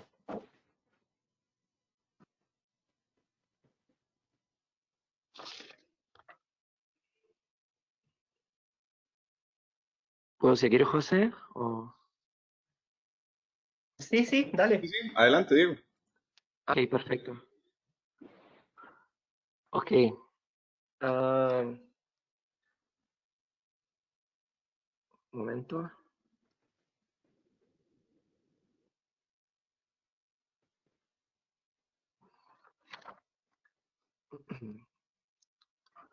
Bueno, siguiendo con el tema del acceso al repositorio de datos, ¿no? Hablamos de NOAA Class, y yo creo que es interesante también comentar, porque muchos no conocen, y hay datos muy útiles, que es el EUMETSAT Data Center, donde tenemos toda la serie histórica de más de 30 años de datos del Meteosat, datos de otros satélites polares como los METOP, A, B y C, datos del JSON 2, JSON 3, entre otros datos como los, ¿no?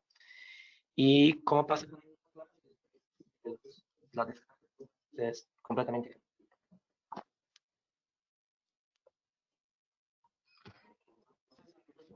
No hay que registrarse y descargar datos de los repositorios de EUMETSAT. Sobre la latencia, solamente hay datos históricos disponibles, y es necesaria la conexión a la internet. Y sobre los datos, toda la base.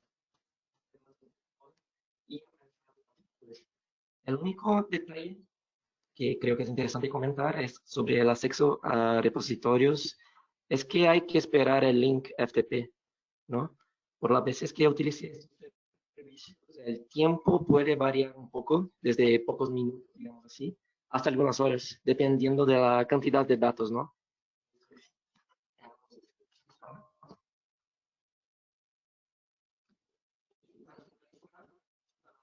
Algunos comentarios rápidos sobre páginas web.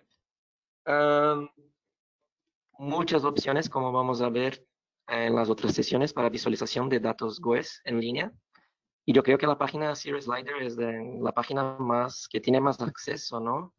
Es muy interesante visualizar datos múltiples satélites, como el GOES 17, el Meteosat 11, el Meteosat 8, el Himawari. Entonces tenemos ahí datos de satélites geoestacionarios con cobertura en todo el globo.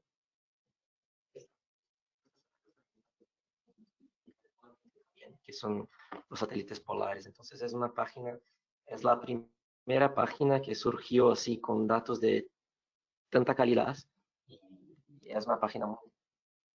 Acá en Brasil, una página que es similar, ¿no? Que trata también, así como el slider, también está basada en la tecnología que se llama tecnología de tiles, ¿no? Que solo se cargan las imágenes de la región de interés, ¿no? Así tenemos la máxima resolución, un determinado zoom en el menor tiempo posible. Esta es la diferencia de estas páginas. Esta página que se desarrolla en visualizar datos del GOES 16 en la máxima resolución, y además de composición del GLM. entre otras operaciones como exportar una configuración predefinida por el usuario para compartir con otros, exportar un GIF, entre otras cosas. Yo creo que es interesante tener el dominio sobre esta tecnología, porque así podemos añadir, agregar al sistema nuestros propios productos, ¿no? Productos desarrollados por nosotros, productos desarrollados para la región. Entonces, además de la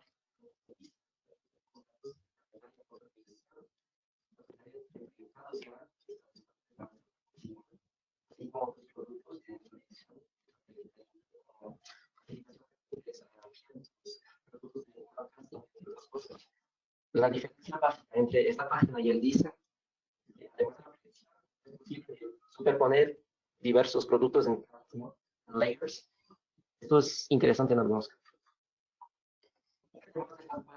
So Diego, Tiene dos enlaces. you're breaking up a little bit on the voice. Sí, se escucha bajo, Diego, muy bajo. Oh,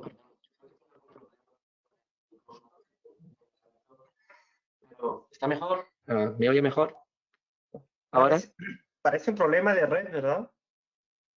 Puede ser. Sí. Si hablas un poquito más lento, quizá ayude. Un poco más lento, un poco más duro. Ajá. Ok. Entonces, ya estamos terminando y mañana voy a estar en CPTech, la conexión será muchísimo mejor. Entonces, además de estas páginas, en esta lámina puedes acceder, tenemos ahí dos enlaces que creo que son muy interesantes, que fueron creados por Wisconsin. Y en estos enlaces, que creo que está en Moodle, ¿verdad, Marcial? O que puedes ponerlo en Moodle. Ya están Ahí, los dos al final de tu presentación. ya están en los Moodle. dos. Sí, en estos enlaces tienen ahí docenas de enlaces para diversas páginas de visualización de datos de los geoestacionarios y de los polares de diversos países, informaciones sobre entrenamiento, acceso a datos. Entonces, yo creo que son páginas que están ahí muy interesantes, ¿no? Bueno, esto es sobre el tema del acceso a datos. Perdón por extender un poco sobre este tema, pero creo que es interesante que conozcan ahí las opciones disponibles. Ahora, Marcial, si quieres hablar un poco sobre las herramientas, voy a parar de compartir mi pantalla y para que puedas compartirlo.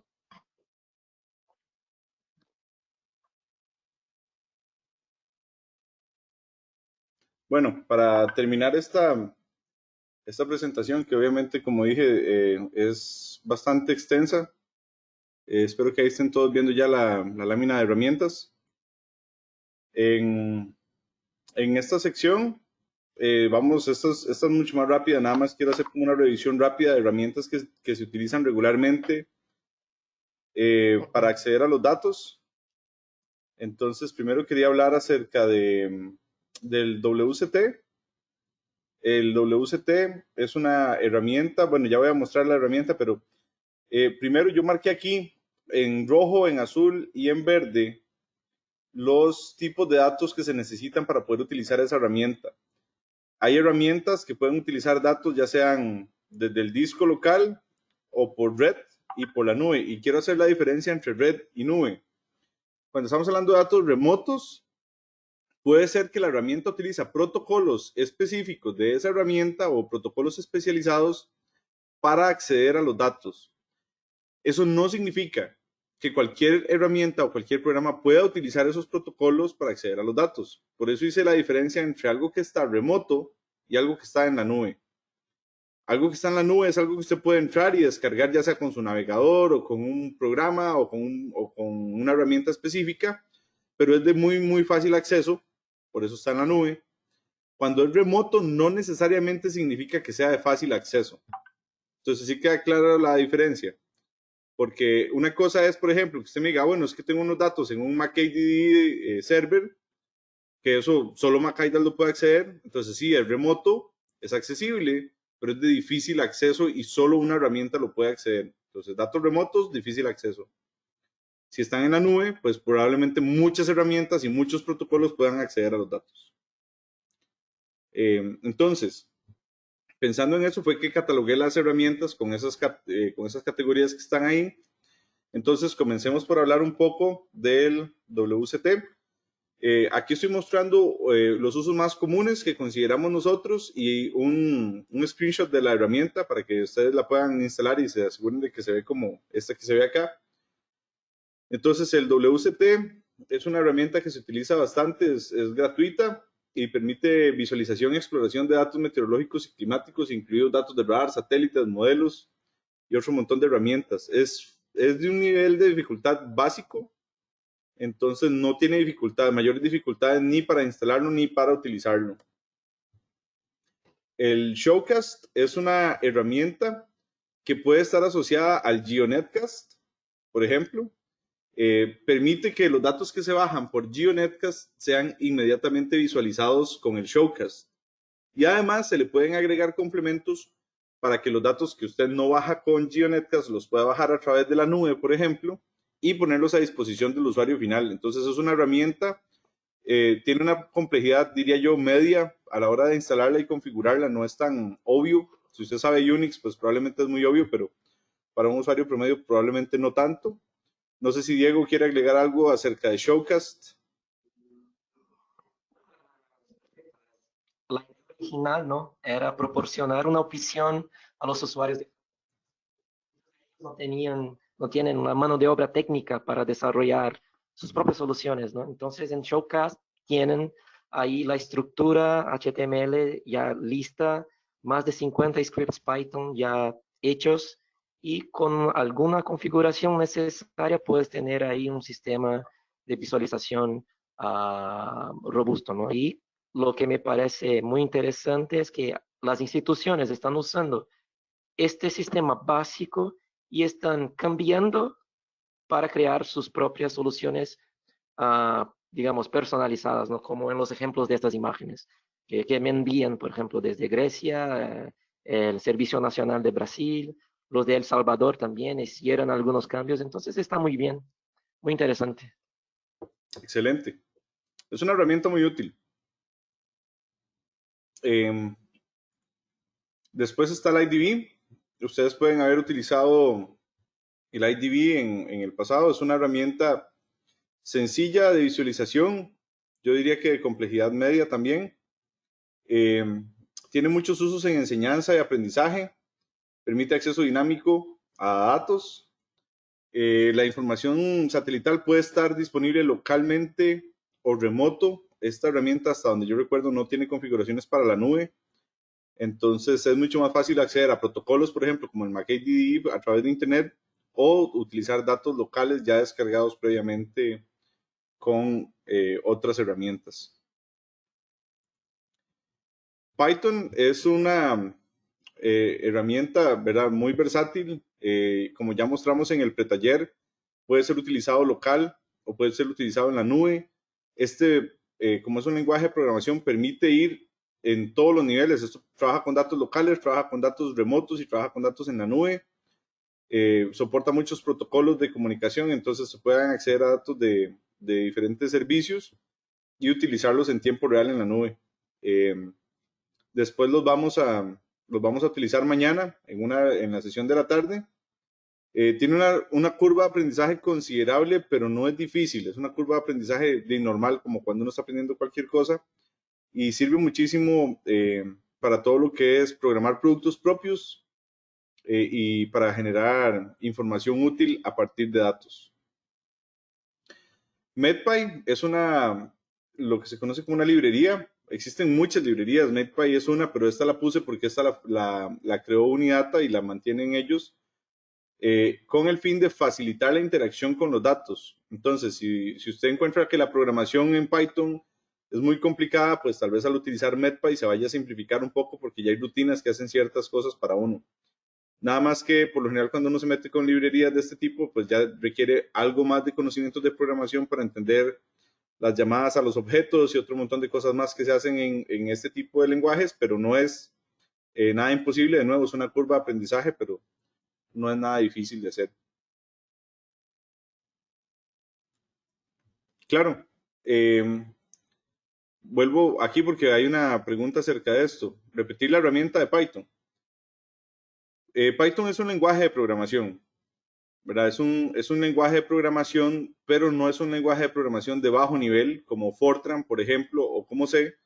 Es un lenguaje de programación de un nivel más elevado, es lo que se conocen como lenguajes de interpretados. Entonces, en lugar de que el usuario tenga que pasar por los problemas de compilación y ver si corre en esta máquina o no corre en esta máquina, el usuario se dedica a escribir código que después es interpretado por un programa. Ese programa se llama Python. Entonces, esto corre en máquinas locales. De hecho, en el pretaller pusimos algunas instrucciones de cómo instalarlos. Y de hecho, creo que por ahí también hay otro tutorial de dónde descargarlos por si quieren instalarlos en sus máquinas. Mañana en la tarde vamos a tener una sesión de trabajo con Python, probablemente en la nube si se nos complica mucho la parte local, en la cual vamos a ver cómo descargar datos de satélite y graficarlos y procesarlos utilizando Python. Entonces mañana vamos a ver mucho más ya la parte aplicada de este software. MedPy de nuevo es una biblioteca, una librería que se utiliza dentro de Python. Si usted quiere ya utilizar, por ejemplo, rutinas hechas por Unidata, que fueron los que Unidata hicieron IDV, que eventualmente se convirtió en MacIDV. El Sift, no sé si lo han utilizado previamente, es un software de baja complejidad, ¿verdad? Es un software muy sencillo de utilizar, se instala muy fácil, eso sí, los datos tienen que estar locales. De hecho, siempre encuentro mucho más fácil utilizarlo con datos locales que intentar leer de otra forma. Creo que ni siquiera se puede. Alguien pregunta qué versión de Python se usa. La versión 3 es la que se está soportando ahorita. Yo particularmente utilizo Anaconda. Me parece que Anaconda Python es como lo más recomendable para alguien que no está demasiado acostumbrado a estar instalando paquetes desde cero. Entonces, Anaconda Python es el que más utilizamos. Pero también se utiliza la versión en la nube que estuvo en el pretaller. Si no lo han visto, pueden ir a la grabación del pretaller y ahí se muestra cómo entrar a la nube y hacer algunos ejemplos de Python en la nube también. Esta versión, el Sift, como ya decía, utiliza datos locales. Tiene la ventaja de que ya vienen preconfiguradas ciertas paletas, entonces al cargar datos de canal 10, usted no tiene que decirle al sistema cómo quiere ver los datos de canal 10, ya le asume que usted quiere ver ciertas paletas. Entonces se las carga rápidamente, permite hacer reproyecciones muy fácilmente, entonces usted puede pasar de Mercator a otro tipo de coordenadas muy fácilmente y permite que el usuario se enfoque en interpretación.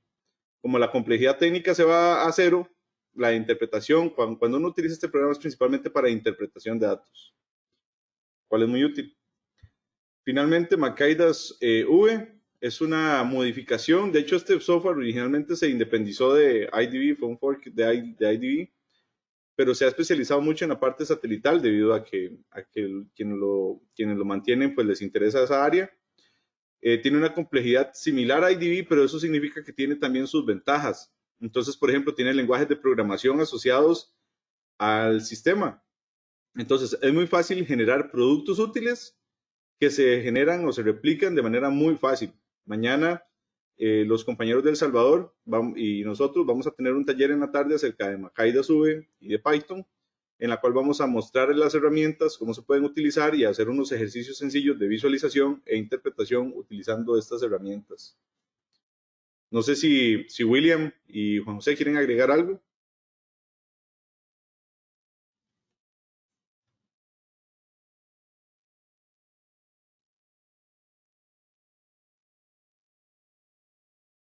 No.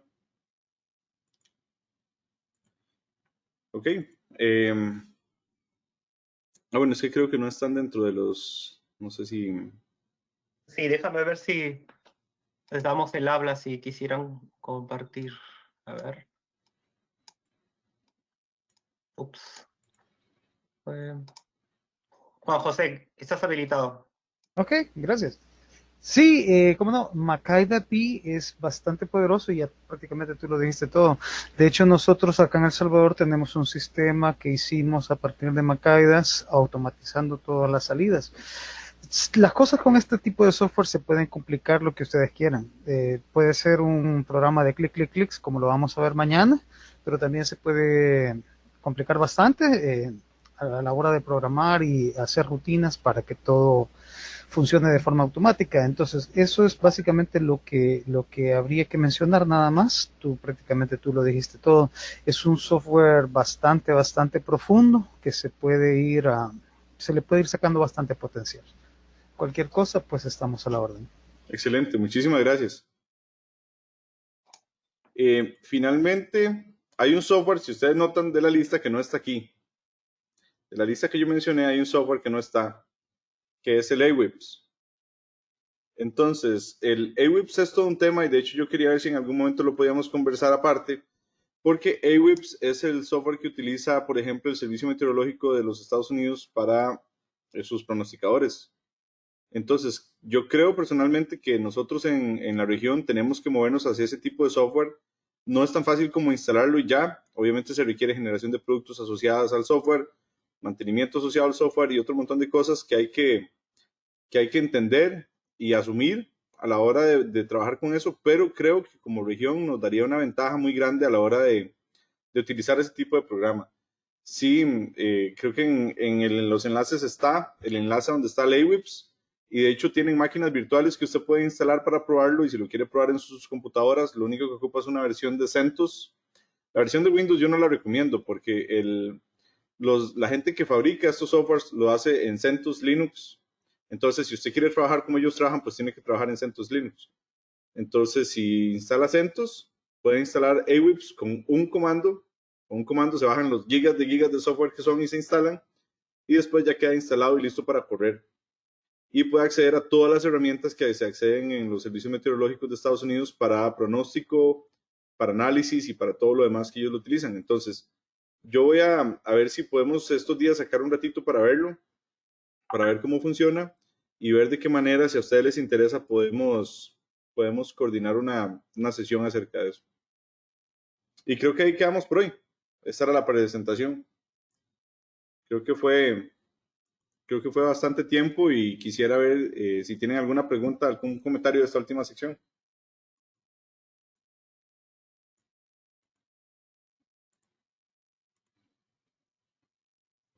El único comentario que veo por ahora es qué versión de Python se usa.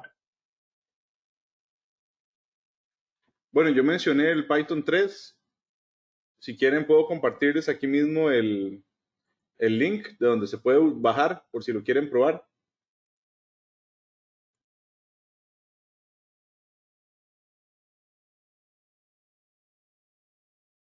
Pregunta Marcial. ADV is similar a Macidas, or ADV was used for Macidas? Sí. Sí, el IDV bueno, originalmente IDV fue el software que se utilizó para crear, ¿verdad? El sistema de visualización utilizando Java. Después de eso se hizo un fork de IDV y de ahí salió el Macidas V, que es el que se especializó en software de imágenes satelitales. IDV es de un uso mucho más general, entonces permite integración mucho más simple de datos de modelos numéricos y otro montón de información también. Okay.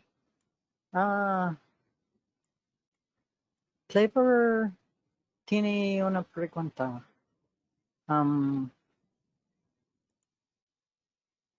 Está self-muted. ¿Aló, me escuchan? Sí. Sí, adelante. Hola, buenas tardes. Gracias por las presentaciones del día de hoy. Estuvieron bastante completas. Tomando nota desde la cama porque estoy un poco enfermo de salud, pero estoy ahí pendiente del curso. Lo que estaba comentando con respecto a las colaboraciones es que nosotros el año pasado, creo que pasado o antepasado, migramos a una nueva versión, a la nueva versión del GoR con una receptora de imágenes satélite, la sala de servidores y 2 estaciones de trabajo. La herramienta que que se nos vendió en aquel momento fue a través con la gente de MeteoStar, la herramienta Leads, y digamos por temas digamos de las sanciones que hemos tenido, no hemos podido realizar los pagos correspondientes y además el personal que fue capacitado, bueno, ya no está con nosotros en el INAME y deseamos a través de, no sé si con Diego en Brasil, con usted mismo en Costa Rica y con el personal de Salvador, tratar de migrar digamos, a unas plataformas libres, tal vez más cálidas. Yo le pregunté hace rato al personal de alta gerencia nuestra y ellos nos comentan que el sistema no está, digamos, operativo porque las plataformas se cayeron, las estaciones de trabajo, y por falta de capacidad técnica de que el personal se fue de la institución no hemos podido levantar. Entonces, no sé cómo hacemos para unirnos al grupo que mencionaron al principio de apoyo de la región en satélite y ver si podemos, digamos, levantar el sistema de recepción y prestar colaboración a los demás países también, pues, de la región. Gracias. Sí, para unirte al Satellite Data Requirements Group, nada más tienes que enviarnos la información para poder agregarte a todos los grupos e interacciones que tenemos. Y ahí puedes contactar usuarios que ya han pasado por cosas similares y entre todos podemos ver cómo ayudarnos para mejorar las condiciones que tenemos, claro.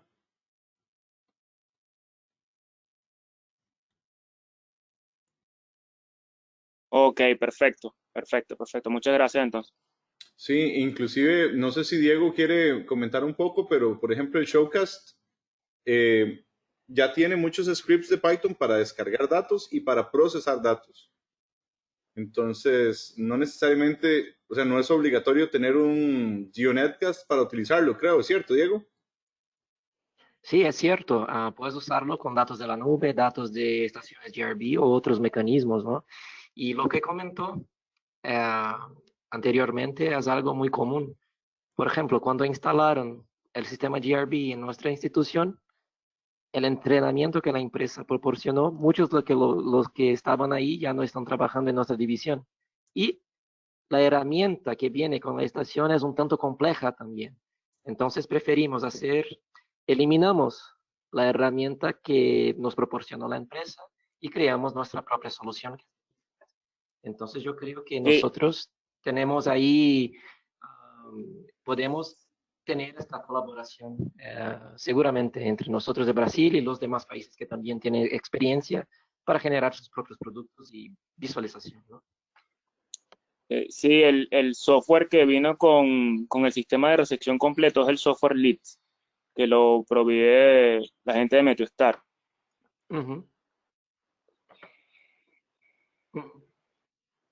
Diego, Sí, ¿tienes una pregunta? Te la leo. Sí, por favor. Dice, mencionaste con las antenas de recepción LEO existentes se tiene cubierto el continente americano en su totalidad. ¿Existen sitios web o FTP, HTTP de donde sea posible acceder a estos datos? ¿Se ha pensado en estos mismos datos que se almacenen en un mismo punto y se envíen al satélite para retransmitir a la antena GeoNetcast? ¿Se pueden acceder desde un sistema similar al NOAA Big Data Project o en un ADDE server de Macaidas? Él se refiere a los datos que están en GeoNetcast. Esta parte no comprendí muy bien. Si se puede hacer el upload de estos datos de los satélites polares que están en GeoNetcast y se pueden disponibilizarlos como en Big Data Project, ¿esa es la cuestión? Sí, algo, bueno, eso es una parte de la pregunta, sí. Bueno, actualmente creo que 60% de los datos que están en GeoNetcast ya están en Big Data Project, como los datos de los canales ABI y los productos derivados y datos de modelo de GFS. Lo que no está son los datos de los polares. Esto, como dijo Mitch, todavía no están ahí, pero existen ahí la intención de ponerlos en el Big Data Project. Lo veo difícil, pero algo más regional, ¿no? En el cual usuarios de Netcast disponibilicen estos datos en la nube, por ejemplo, lo veo más factible. Es una cuestión de coordinar entre nosotros, sí. Sí, tal vez para agregar un poco a la respuesta de Diego, lo que es Unidata, Unidata tiene servidores de MakeDB para un montón de cosas y estoy seguro que tiene para los datos polares. Nada más que no estoy seguro si son totalmente abiertos, porque muchos de estos servidores de los ADD sí tienen restricciones por IP, y eso no es porque sea muy restrictivo, sino por el ancho de banda que eso consume. Entonces, tendríamos que preguntarle, por ejemplo, a Tom Joxes si existe algún servidor abierto de ADD que contenga los datos de los polares. Yo me comprometo a preguntar eso hoy y a tenerles una respuesta para mañana. Sí, y también yo creo que sí hay un servidor, no sé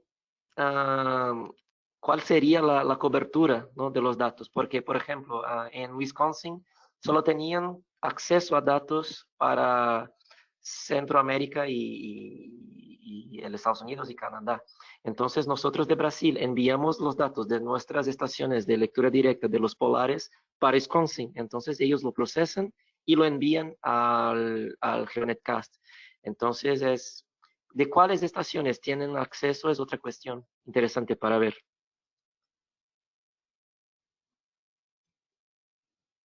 En estos servidores, ¿no?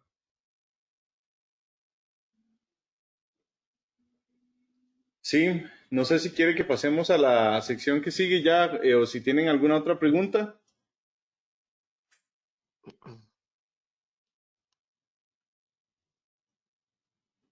José. Continuamos. No veo otra pregunta. Pero algunas preguntas sobre Python, pero vamos a abordar ese tema mañana y vamos a facilitarle los scripts, ¿verdad? Sí. Sí. Entonces yo creo que nos podemos mover al tema siguiente. Ok.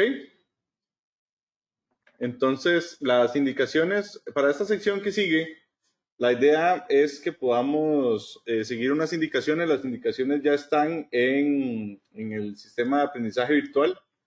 Entonces, si ustedes van al contenido del curso para la semana 1 en la tarde, aparece foros para taller de satélites polar y geoestacionario. Ahí dice ejercicio de miércoles 14 de octubre. Si ustedes acceden a ese enlace, les va a mostrar algunas indicaciones. Entonces, gracias Bernie. Gracias José. Ok, ¿se ve mi pantalla? ¿Se ve el Moodle? Sí, sí, se ve bien. Ok, bien. Ok, estoy un ratito. Ok, bien.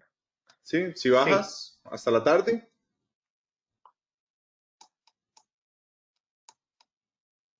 Ajá. Sí, ahí aparece ejercicio del miércoles 14 en la tarde. Entonces, como ustedes pueden ver, abajo aparecen 3 grupos, grupo 1, 2 y 3, y están separados por letras. Entonces, la idea es que en esas letras ustedes puedan ubicar la primera letra de su apellido y trabajar en ese grupo. Entonces, dependiendo de la letra de su apellido, usted puede entrar en cualquiera de esos 3 que están. Y siguiendo las indicaciones que mostró José, entonces ustedes pueden realizar la actividad que se encuentra ahí. No sé si quieres explicar la actividad, José, o la explico yo. Sí, le puedo explicar la actividad. Entonces, voy a leer esto de un modo un poco rápido para poder hacer la mayor cantidad de actividades que podamos con el tiempo que nos queda, ¿no? Entonces, como han visto hoy día, nos hemos bombardeado con bastante información. Es un día totalmente introductorio. Así que en realidad lo que vamos a hacer ahora es jugar un poquito con herramientas de satélite que están en línea de una manera totalmente informal, ¿no? Y esto lo hemos colocado en este PDF y yo creo que vale la pena leerlo, ¿no? Entonces, como instructores y facilitadores que somos los que estamos conduciendo el taller, ¿no? Siempre es un reto aportar suficiente información para que ustedes puedan comprender los conceptos básicos, ¿no? Y también suficientes herramientas para que puedan construir esos conceptos y optimizar su comprensión y uso de la información. Por otro lado, algo que es muy importante es estimularlos a que inicien un diálogo que sea beneficioso y contribuya al entendimiento del grupo. Así que por eso siempre los motivamos a participar y a hacer preguntas y a dialogar. No, estamos en una sala de discusión abierta en realidad, no en una sala donde escuchamos. Así que bienvenidos a participar, ¿no? Y queremos escuchar sus puntos de vista. Otra cosa que queremos mencionar es que nuestro uso de la información va cambiando con el tiempo. Como saben, y ya algunos de ustedes lo han percibido, ¿no? Los que ya tienen un poco más de tiempo en su carrera, ¿no? La tecnología va cambiando, las circunstancias van cambiando, entonces, y nuestros cerebros mismos van cambiando, ¿no? Entonces, siempre hay algo que aprender, algo que aplicar, y el goal de este taller es aprender a usar esos datos de tiempo y clima para mejorar la toma de decisiones posibles dadas las circunstancias actuales. Entonces, este es el trabajo que vamos a realizar esta tarde. Vamos a jugar, como mencionamos, con algunos enlaces en línea que contienen datos de satélite, con algunas de estas páginas web que les han presentado Diego y Marcial. Y luego vamos a responder, estas no son las preguntas que tiene que responder específicamente, pero estos son los temas que vamos a aprender en esta sesión, ¿no? Entonces, vamos a ver un poco, parcialmente, ¿no? Qué productos disponibles existen, dónde podemos encontrar estos productos que necesitamos, cómo podemos optimizar su uso independiente y además combinado, porque a veces vamos a sacar mejor provecho de ver datos, digamos, de un dato de un geoestacionario con un dato de un polar juntos. Luego, cuáles son las ventajas y desventajas de los diferentes lugares de acceso y también productos. Y finalmente, qué productos son útiles durante qué partes del año y otros no. Porque existe, así como existe un ciclo diurno, algunos productos también existe una estacionalidad. ¿Okay? Entonces, este es el ejercicio de hoy, esta ya es la parte práctica, lo que tenemos que hacer. Y nuevamente, esto es como un juego, ¿no? Especialmente porque ya los hemos bombardeado durante todo el día, así que la sesión de hoy va a ser bien tranquila, la de mañana quizá va a tener un poquito más de información con curva de aprendizaje, la de hoy va a ser un poquito más relajada. Entonces, lo que vamos a hacer es usar las siguientes plataformas. Tenemos el Moodle, como les mostró Marcial, me voy a ir un segundo al Moodle. Acá tenemos 3 grupos, entonces los que tengan apellidos de la A a la D van a trabajar en el grupo 1. Y básicamente lo que es esto es un lugar donde vamos a tomar las notas a las diferentes preguntas de la actividad. Entonces, luego el otro grupo es de las letras, apellidos de las letras E a la N, y el último es de las letras O a la Z. Ok, entonces luego tenemos el GoToMeeting, que es por donde nos vamos a comunicar verbalmente, donde estamos ahorita, y bueno, y necesitan un navegador web, ¿no? Esas son las únicas 3 cosas que necesitan. Entonces lo que vamos a hacer es primero, organícense en eso, bueno, organizarse es básicamente entrar al documento del Moodle, y el grupo 1, cada grupo va a trabajar con 2 sitios web. Los que estén en el grupo 1 van a trabajar con el Cira Slider, aquí está la dirección. Si por alguna razón no les funciona el enlace, la copian y la pegan en el browser. Y luego el sitio B es NASA Worldview. Ahora, el grupo 2 va a trabajar con su sitio A, que será el Real Earth, y el sitio B, GoSNESDIS. Y el grupo 3 va a trabajar con DSAT, que es como el slider, pero de Brasil, de donde trabaja Diego, de CPT Quinte. Y el sitio B va a ser el JSTAR Mapper. ¿Ok? Entonces, lo que van a hacer, la primera tarea es usar los siguientes 15 minutos, y son las 5:40, ¿no? Entonces, ¿qué les parece si hasta, son las 3:40. 3:40, ¿qué les parece si hasta las 3:55 se dedican a listar, a responder las siguientes preguntas según los sitios que tienen en su grupo? ¿No? Y nuevamente, la idea es que participen la mayoría de ustedes, pero tampoco se trata de tener 90 respuestas, ¿no? Entonces, vayan llenando la pregunta, y si ven que la respuesta se ha repetido, pueden seguir a la siguiente, ¿no? O ponerle un plus, digamos, ustedes piensan lo mismo. Entonces, estas son las preguntas que tienen que responder. La primera es listar similitudes entre ambos sitios que no tan similares. Luego, listar diferencias entre ambos sitios, qué cosas son distintas. La tercera es en qué instancias preferiría usar el sitio A versus el sitio B. Y la cuarta es lo contrario. ¿En qué instancias preferiría usar el sitio B en vez del sitio A? Y tenemos, si no hay ninguna pregunta, podemos comenzar. Y si hay alguna pregunta, este es el momento. ¿Alguna pregunta? José, yo no sé si alguien, bueno, estoy viendo que hay un mensaje que alguien no tiene cuenta, entonces ya voy a trabajar con eso. Pero para los demás, no sé si todos han utilizado Moodle en algún momento o si quieren que haga un pequeño demo de cómo se utiliza el foro, como para que puedan verlo. Entonces, si quieren el demo, me indican y yo les hago un demo así rápido de cómo se utiliza el foro.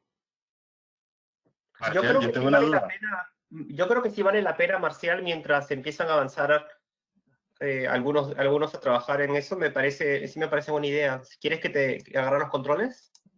José, Claro, por favor. Adelante. Ok, te voy a bien. pasar. Sí. José, una pregunta. Ujú. Logística, nada más. Respondemos dentro del foro del módulo. Aquí hay un botón que dice añadir un nuevo tema. Respondemos ahí. Sí, Si te exactamente. entendí bien. Exacto. Eso es lo que va a mostrar Ok, Marcial. Eso es lo que va a mostrar Marcial. Le voy a pasar a Marcial porque Marcial tiene más experiencia con el Moodle que yo. ok, gracias. Ok, Change Presenter. Ok, Change Presenter. Ok. Ok. Ahí estamos viendo la semana 1, miércoles 14 por la tarde. Entonces, ahí donde estamos, si ustedes se fijan, por ejemplo, voy a utilizar el grupo 2. Entonces, en este grupo están de nuevo las instrucciones con los enlaces que les corresponde al grupo 2 y las indicaciones de lo que esperamos realizar durante la próxima media hora o un poco más.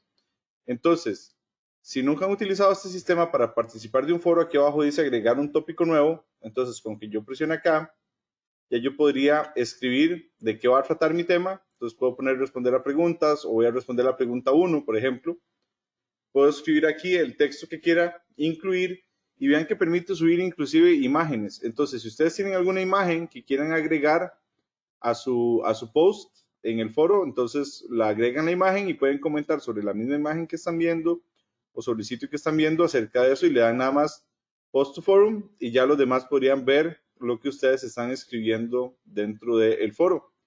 No importa la cantidad de personas que participen, ahí van a ir viendo los comentarios de los demás como ustedes los van escribiendo. Marcial, los Entonces, comentarios van a salir en orden secuencial. a como vayan ingresando al sistema, sí. Sí, entonces yo creo que sería bueno comenzar la respuesta con el número de la pregunta, ¿no? Para que no se pierda, ¿te parece? Digamos, 1 y la respuesta, ¿no? Me parece una Ok. buena indicación, claro. Ok.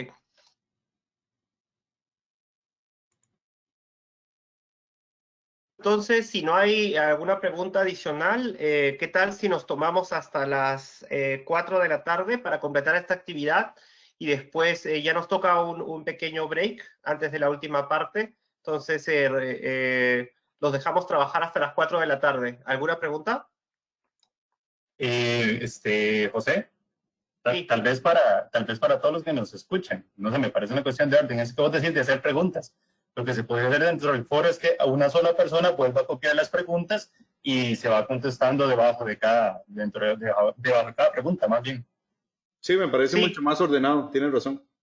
sí, tienes razón. Sí.